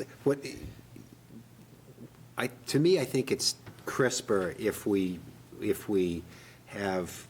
go along the lines of what I understood Jim to say, and I'm not sure I understood. It is crisper. Yeah. Yes, I But agree with that. Present, we ask technical questions, then you go to public, but we don't have the internal discussion. We go to public comment and get the benefit of that public comment, then we have our full discussion. But I thought you were saying that your technical questions could sometimes be perceived as concerns. Isn't that Yeah. what you guys were saying? Yes, for me, and I think it's also helpful to get comments, maybe, to the degree that people are willing to provide comment from here, for people to provide comment on our comment. Let me do some research on it. Let me see what Bedford has, if I can find documentation. It might be easier if we see an alternate procedure and But I react to understand what you're it. saying. 'Cause And then compare them side by side. And maybe ask our town attorney how this is not a unique problem. Ask how it's addressed in other towns. as Right, well. or what she feels like works well. Yeah. in And I other think the towns. town council is kind of doing what we're doing. Yeah. Because I know when it came to the bike trail discussion, there were a few town councilors that were, up front saying, here's what I'm wrestling with, here's where I'm leaning, and here's why, but I'd like to hear. Yeah, their again, you guys function different because you have a quasi judicial role, which they don't, but their presentation, like I'm trying to think, when I go for a public hearing, they introduce it, they take public comment, and then the staff presents, and then they ask questions, so they do it in a different. Is it okay with the board if we ask Caroline to Yeah. talk to a couple towns? Sounds good.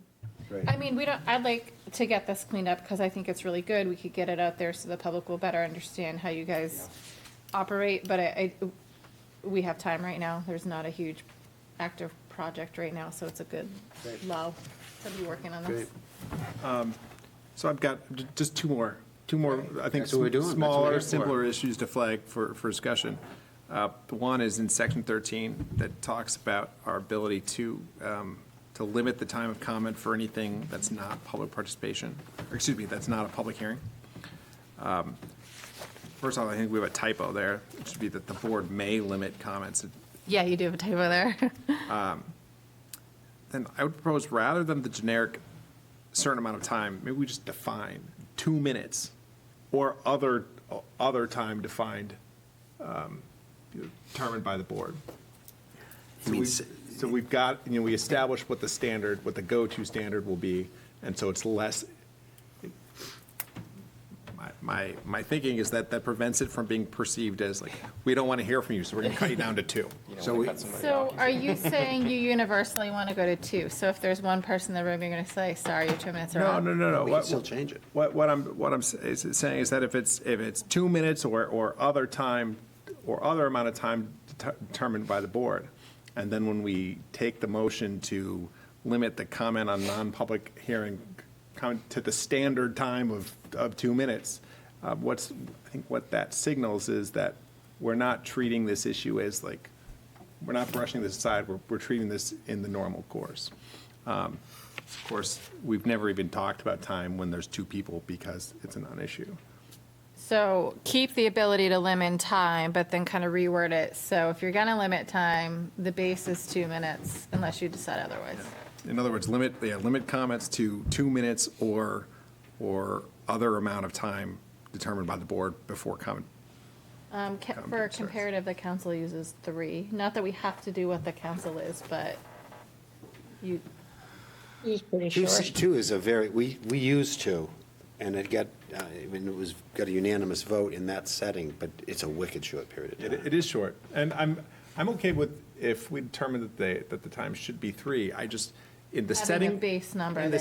I think we should have a base number, and I think my preference would be to have the base number be smaller than larger for those circumstances when we have filled room with people, and I don't want to send the message of, like, we want to do shorter than normal because this is a very controversial issue, that there's so many people that have turned out to talk. Okay, I'm just going to, so if we do that, and most of our discussions are, we agree that normally it would go longer than that. Are we setting a precedent then, unless we vote at every meeting to say we can go longer on this? Are we setting a precedent if we, by practice, don't enforce that 2 minutes, except when it's important, except when we have to? Do we make that difficult then to enforce? Are people going to say, you know what, I've been watching you, why are you enforcing this all of a sudden now? Because you never have been and you haven't been voting on it. Now, if we set that as a standard rule, and then it's just one of the things that we can do in every other meeting is that we move to waive the standard time limits and proceed. So in that case, it would be. Both ways. Yeah. Okay. So no one can say, oh, you never enforce No, this, that's because fine. in essence, in the other context, we waive it. I will say I'd be more comfortable with 3 minutes than 2, because 2 is, we want, if the public's going to go to the trouble of giving us their evening and sitting here, I'd like to not have them feel right out of the chute that it's only. Again, that's not universal. It's only when you decide you're going to limit it. Home base is 3 minutes, but we can change it if we want to, or 2 minutes, whatever we So decide. you're saying for everything on this agenda tonight, you would have had 3 minutes? For public For comment. public comment. Okay. But if it's only, if we Now you're we don't. flipping forward. No, I'm not. No, I don't. It's not. I'm more comfortable than 3 than 2, so I use 3 in my example, because that's what the council has. But I think we would have in our procedure, public comment is 3 minutes unless otherwise approved by the board. And then we can just make it as a practice before each meeting to make it, To waive it. to waive it. I mean, I've been on the board for 5 years or something. It's never been discussed until this last meeting. We just always went at it. Let people go.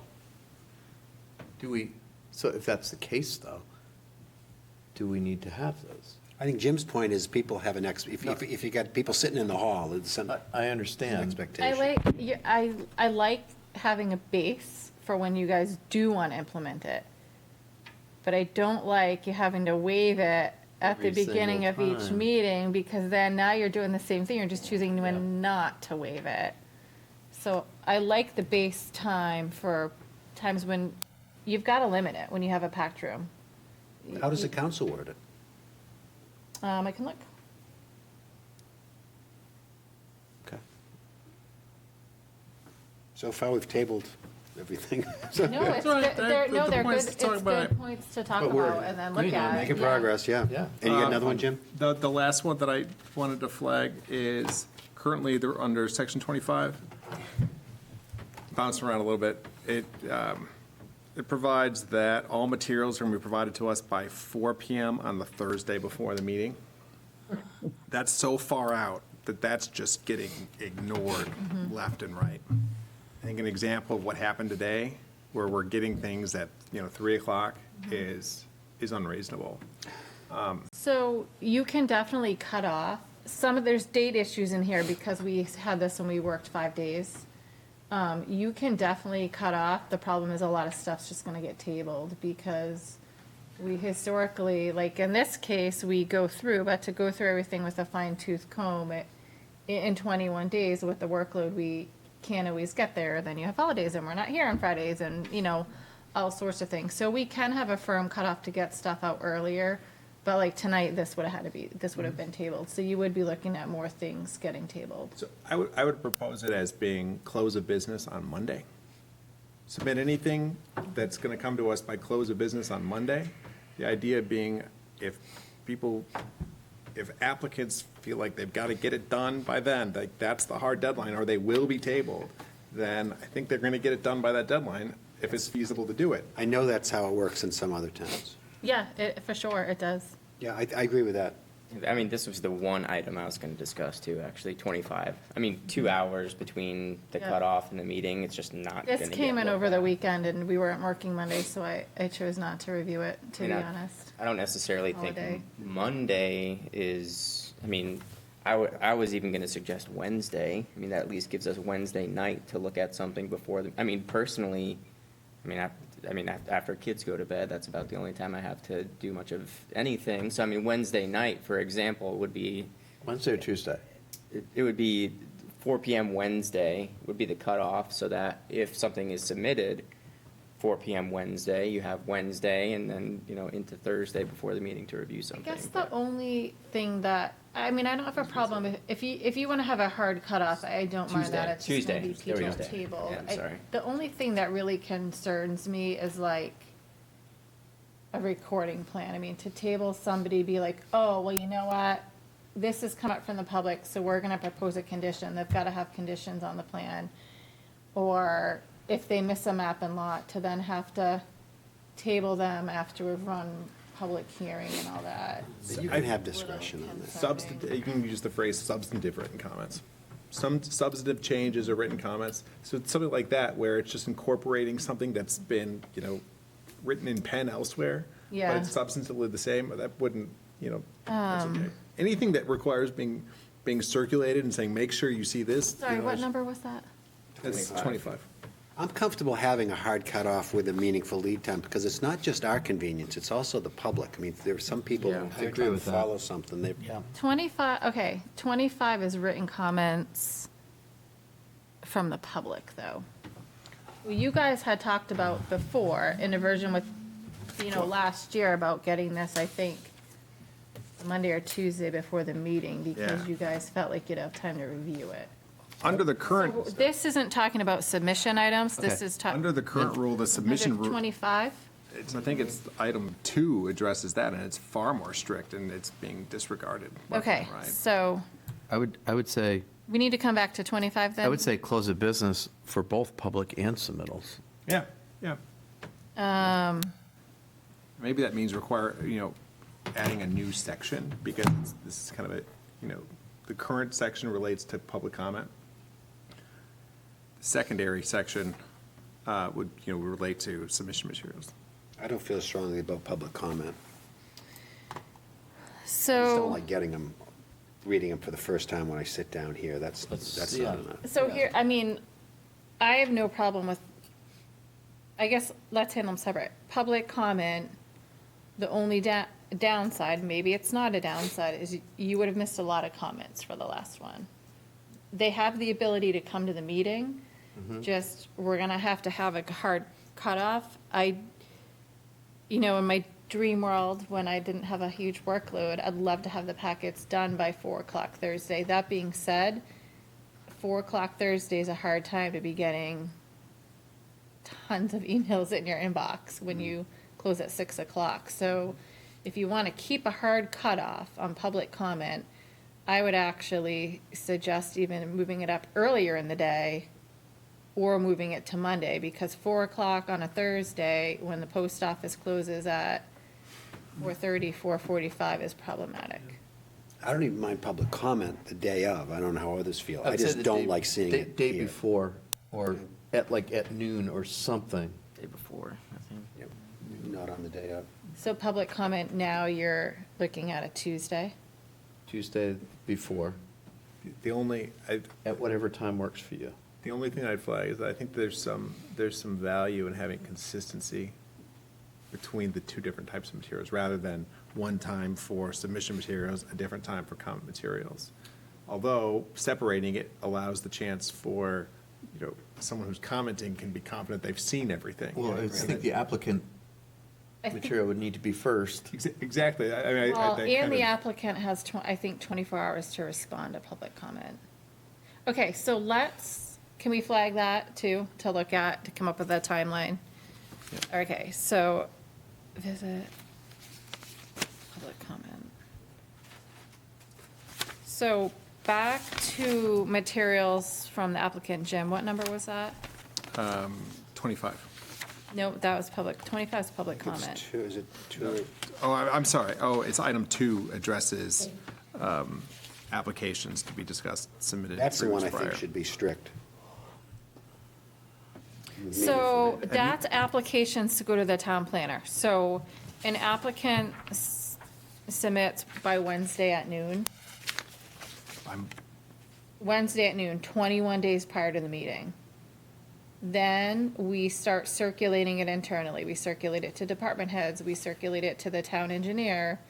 The town planner goes through it. At that point, we kind of start going through them all in preparation for the agenda, which goes out the following week. We all go through them all with a fine tooth comb to make sure they submitted what they need to, whether or not they need revisions. Adam will do technical stormwater review. You pretty rarely ever see a first submission that comes in 21 days prior, because they always need changes. And depending on the size and scope of the projects and the projects in the queue, they could be getting those comments the week before the meeting. Now, if we don't want to do that, that is fine. We can just start tabling applications or having them come to you for discussion and table them to another meeting and get more on public. We do a lot behind the scenes, but it can be down to the last minute. Like last week, I was getting revisions on Thursday and Friday, which it creates a lot of work, but it also gets people through the process in Freeport. So it's really how flexible, and it's intended to be business friendly. It can be perceived as business unfriendly, but if you submit something for your subdivision amendment, you're missing a couple things, I'm gonna to put you off a whole another entire month could be detrimental to what you Yeah. have going on. But then allowing it the day of isn't fair to people who are trying to follow, in the public who are trying to follow what's going on. I think just set it back a few days and be firm on it. So we're looking at adding a new section for no additional substantive materials can be submitted by the applicant after a certain cutoff. Yeah, makes sense to me. And is that going to coincide then with a revision to 25? Public comment, or are we? Yeah, it's different. Okay. So, yeah, we will have to look at them though, I think, because we post stuff Thursday or Friday before the meeting. So that would, if we post Thursday or Friday before the meeting, that would give time for the public to look at it over the weekend and get commented by if you switch it to noon on Monday. And you post stuff you post written comments online as soon as you got them? We don't post written comments online. We're just trying to put application materials online. We can't put them all online because they're too big. The website can't accommodate them. So like in this case, these smaller packets, I put the whole thing online. For LO Bean application, I put the whole plan set. So we're trying to put up there what most of the public is trying to look at and what our site can handle for capacity. And what about 22 Main? For 22 Main, we put renderings and site plans. Again, we would have something like that. It's so big and there's so many like photo simulations, we can't accommodate the whole submission. Because you're also forgetting that quite often, maybe not for that one, we can get, hundreds of pages of stormwater calculations. So how would, just on that, sorry, going down a different path now. But, so for that, how would somebody get plans? Would they be able to request a full set of the? They can come in printouts? here and look at what we have here. They could purchase a copy if we're able to reproduce them. Okay. We can often send them via something like a shared thing, like Okay. Microsoft, Okay. like we do for the board, or Dropbox, or, Okay, so there's yeah, there's ways to go. multiple ways to get them. People Okay. come, like, when 22 Main Street was going on, all the time, people were coming in and asking to see the file, and we hand them a banker's box, and they go through it. But yes, I mean, that would give people an opportunity, Okay, great. if we, but we need to look at the timing there. Okay. Just one thing from the town council's perspective and the outcome from the downtown visioning project is how can we make the review process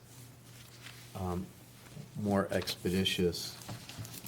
And that means not only for applicants, that's where it started, applicants, but also what you're raising a good point too, is for residents as well, to how can they get better access, more faster access to information too, better information. So it's, government is inherently inefficient for a lot of good reasons. And I think it's a balance, like, we try to be business friendly to get people through the process, to give them a chance to make changes. At the same time, I think sometimes it also contributes to how we get the perception of being difficult to work with. Because if the ordinance says submit A and you don't submit A, I'm going to give you a call and tell you to submit it. So I do think it's about finding a balance, having a hard cutoff in writing for no substantial materials. I think from a staff perspective, I think it could have downsides and we might need to revisit it if we're constantly putting people off, because that's not the direction that council wants us going in. But it is really nice to have it documented, because it's not fun when you're recalling pages on a Friday. So I think. So I think it's good to just pick a document it. date that's reasonable and appropriate. Yeah. That is, accounts for the fact that sometimes, things happen at the last minute they want to incorporate, the applicant wants to incorporate, while also respecting the fact that, sometimes we carve out time to prepare, and then after the fact, new things come, and it kind of leaves us a little bit in the lurch. Okay, so those are good changes. So we'll get something back to you Good discussion. on those.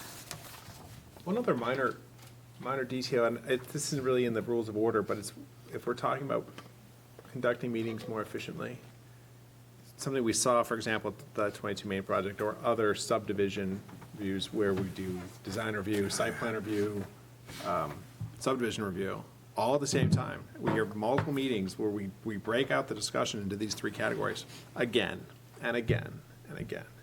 And we have the applicant come and give their full spiel repeatedly. On one hand, I value being able to have members of the public see the whole thing. On the other hand, it feels woefully redundant to just do this. It's like, we're gonna do it all again. And I'm interested in exploring if there's ways to kind of carve out, okay, today we're gonna talk about site plan. We're going to act in a way that we can put that as a placeholder to then kind of reincorporate down the road and not have to revisit the entirety at each meeting. I think we can't use the two recent downtown subdivisions as examples. because they brought a level of public interest and complexity that other projects haven't. Trying to think of other, I'm going to suggest. Those are the only two that I can think of that were. I'm going to suggest communication, and we've talked about this. I think communication is real key along those lines, is that I think the town can do a much better job. You know, you pick up the forecasters than as it is today, okay? Yarmouth and Falmouth. Falmouth has a half a page or a third of a page on their agendas, on what's going on that week. And, you know, I'd like to see Freeport do that more aggressively, because when both of these projects started going through, it was crickets. And then it was like, well, why aren't people, you know, hearing about this?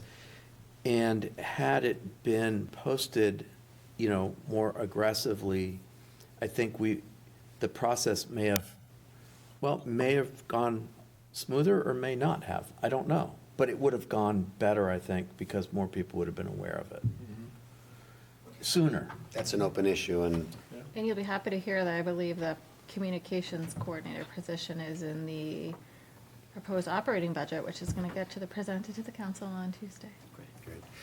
for a little But background. you know when the public hearing is. For a little background on supporting what Todd's saying, we post public notices in the Brunswick Times Record, which I don't read. I don't know anyone who does read it. And I think as a courtesy for us to be doing this also in the Forecaster, it makes loads of sense. And even if we have to, I think there was some concern on the part of the council that that's imposing an additional burden on applicants.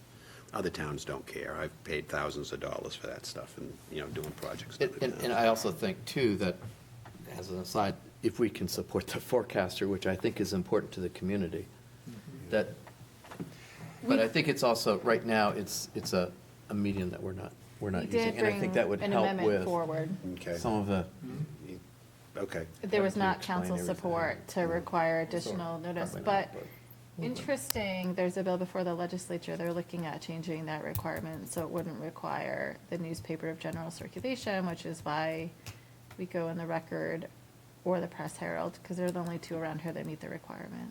Well, when we have an annual meeting with the council, and that's something that I think has got to be brought up, because it's the worst outcome of this, much worse than imposing an additional cost on the developer, is for the public to not know about a project. And the big apartment building out on Desert Road did Yep. not have public awareness. and it shouldn't be, we shouldn't be looking at the minimum. Right. I agree with that. And another example, I mean, one of the problems, and this is something that I think important to raise to the council, is that our website, the way that we post agendas, because the reality is that that's where most people are getting awareness about agenda and agenda items. It's really not very good. Now, I know that's like not in our control, that exists elsewhere. But I think you can see other municipalities that utilize like a standalone agenda website that's able to say, you know, dates, agenda packet, video. Can you send something to Caroline so she might be able to get some of those examples out? Because I'd be Yeah, curious. Take a look at Yarmouth. Yarmouth's very, Our very. web- Okay. I find theirs kind of clunky, actually. But you can find minutes and everything are I on find it there. hard to go, because I try to like go in and see the projects. I don't find it that much better. Ours is pretty clunky, and there's real limitations to how you can post stuff. The other thing I've found interesting, like if I want a municipal meeting, I open the homepage and I go to the meeting calendar. A lot of other people aren't doing it that way, so there's so many ways to get information there that you're really gotta make sure you're getting every way. And because we don't currently have a communications person, you're looking at the webmaster for planning, not my professional background. Yeah. I think to look at what other towns are doing in the Forecaster would be a great place. For Yeah, someone we to don't have a start. budget, so it's not something I can just go out and do because it's But it's budget pricey. season. And it doesn't meet our legal obligations, but I did just write that down because we would, I mean, it's a couple $100 every time you run something in there. I think it'd be, I Even don't for know- that? A forecaster, they're all expensive. I have no objection to the forecaster. I don't like the idea of using it for legal obligations because there's timing constraints there. And that would be another delay. But again, we brought this forward to the council based upon, as a kind of result of the Can you Youngs put Lynn Lane up so we can- subdivision. Oh, yeah, sorry, Lynn, I have you Lynn's hiding covered by behind rules. I want to see if she's still there. It wasn't, Just it pop back. wasn't something supported by the council at the time. I think it was more for just the fact that a lot of us aren't reading papers, no matter what paper it is. Yeah, all right, well, let's, So- if I can jump into that discussion and to share the board's opinion, I'd like to. Yeah, I'll second that, as you know. Great. Anything else? Do you guys want to talk about LD 2003 or not really? I can give you a 2-second version. 2-second version would be good. All right, Because I 2 think it seconds stands to be a major hot potato. So I put LD 2003 on here for discussion because I've had some inquiries, and we set up a new way we're doing agendas. Did you get the agenda? It worked. Okay, Yeah, good. I think when I was looking at it before, just the updated packet wasn't issued yet, and so that's why it wasn't there. So we set up doing agendas a different way through Microsoft Groups, and so Oh, you might not notice, but you might when someone responds to the entire group. So we got something there that someone sent to the entire group, which you have like over 100 people that get all of your agendas. So Kate was about LD 2003. So LD 2003 is kind of the housing bill, people are calling it, that the state adopted last year. And it has implementation requirements of July 2023 for municipalities. And so it's really a way to try to encourage more housing units in towns. There's certain provisions, that things we're going to have to require for accessory dwelling units. There's new provisions for affordable housing. There's new provisions for vacant lots in growth areas, and there's new provisions that can allow existing single-family homes to add new dwelling units. There was a handout in your packet, which was a guidance document that Department of Economic and Community Development issued. It gives you a really good high level. When you start looking at the details, there's a lot of unknowns in there. So the state did rulemaking because they issued rulemaking. There were still a lot of unknowns. Our town attorney issued a lot of questions. You know, I had a lot of questions. There's provisions for how you can get additional dwelling units and certain requirements for septics and wells and what will qualify for the bonus. On the affordable housing provision, it wasn't really clear how many units had to be affordable, so things like that. So there's a lot of rules that towns are going to have to look at implementing to increase dwelling units. We aren't going to have a say in all areas. There are some limitations like utilities. You can have some minimum lot per dwelling unit requirements. So long story short, we've been waiting for the state to finalize the rulemaking and address all the public comments that was released. The first time I saw it was today. I think there were 28 comments, or 28 different commenters, and I don't know the total number of comments. I couldn't get through them all. So the planning board has been talking about what the implications of this could be for Freeport. They've been looking at the accessory dwelling units. Now that we have the rulemaking, we're going to be going through that. But if you're interested to really understand where you might potentially see additional dwelling units popping up on vacant lots or where there's existing houses, I encourage you really to tune into the planning board. That's the best way to stay up to date. It is going to be a big lift for our department, and it is also going to need a lot of legal support to get the ins and outs of the ordinances. That being said, there's provisions to require housing. In certain cases, vacant lots could have up to 4 units. In other cases, if you have a single-family home, they could potentially add an additional 2 units.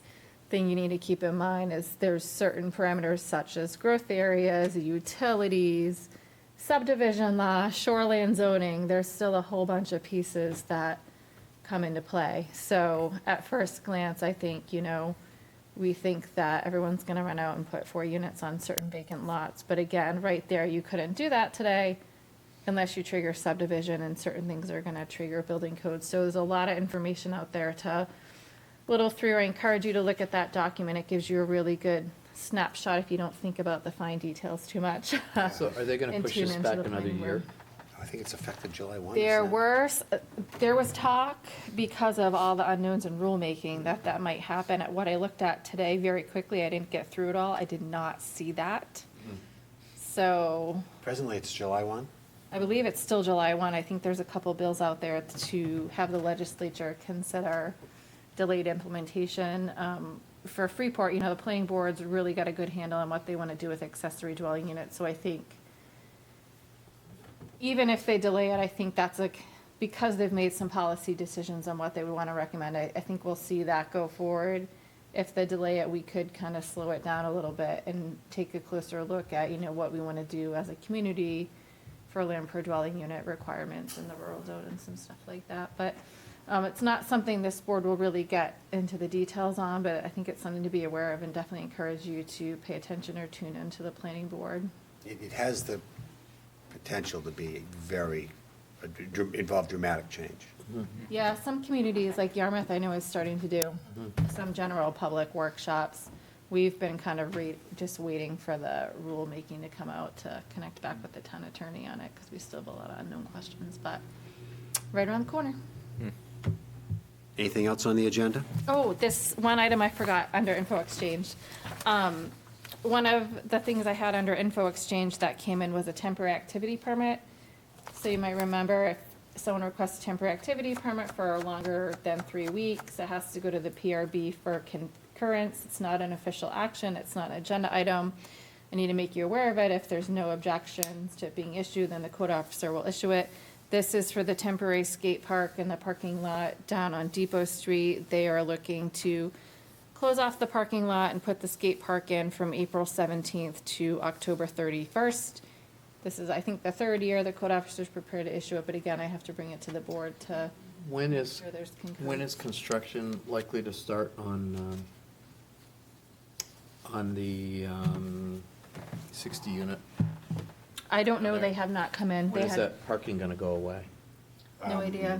Nothing's going to happen right away, I don't. Okay, They haven't come in to meet any of the conditions yet. okay, so not for a while then, so it's We not don't the know. summer. No idea, they could come in tomorrow, or they could come in almost 2 years after the approval. We don't know.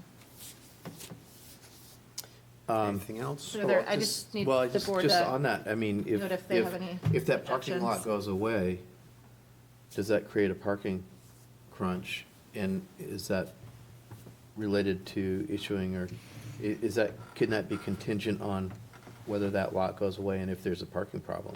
I mean, that parking lot can go away because it's surplus parking for that property owner, so, Okay, so it's already surplus? yeah, it is already surplus, so it could go away today. This lot where they're proposing to put it is owned by the town. I believe it's actually probably surplus, or most of it is for our parking calculations too, but we have no plan to make it go away, but it would get blocked off for the summer. It's down kind of behind down near the train station. I wouldn't say it's one of the more utilized parking lots we have, but in order for Nick to issue it, I just need to know that there's no objections from the board. No objection here. Okay, that's all I have. Okay. Anything else? Motion to adjourn? Brent, you're in charge of item number 7 on the Oh, agenda. there we go. Item number 7, Yeah, motion to adjourn. You care to make a motion to adjourn? there's something to read from. Is there a second? Second. All in favor? Oh, Simple. Hamlin, Yes. Hessman. Yes. Monteleone. Yes. Reiki. Yes, Yankee. Yes. Guys are going to have to figure out that order. Gavel. Wow. That's right. Haven't heard that gavel used before, jeez. It's official. Okay. Thank you, Caroline. You, as usual, you did a great job. Caroline's our new interim town manager, also. Everybody needs to sign that plan before they leave. Is there a pen over there, a black pen over there? No. Where's the plan? Oh, here, here's the black pen. There's 2 plans down there, if you could, should be 2 if you can sign Didn't 2. we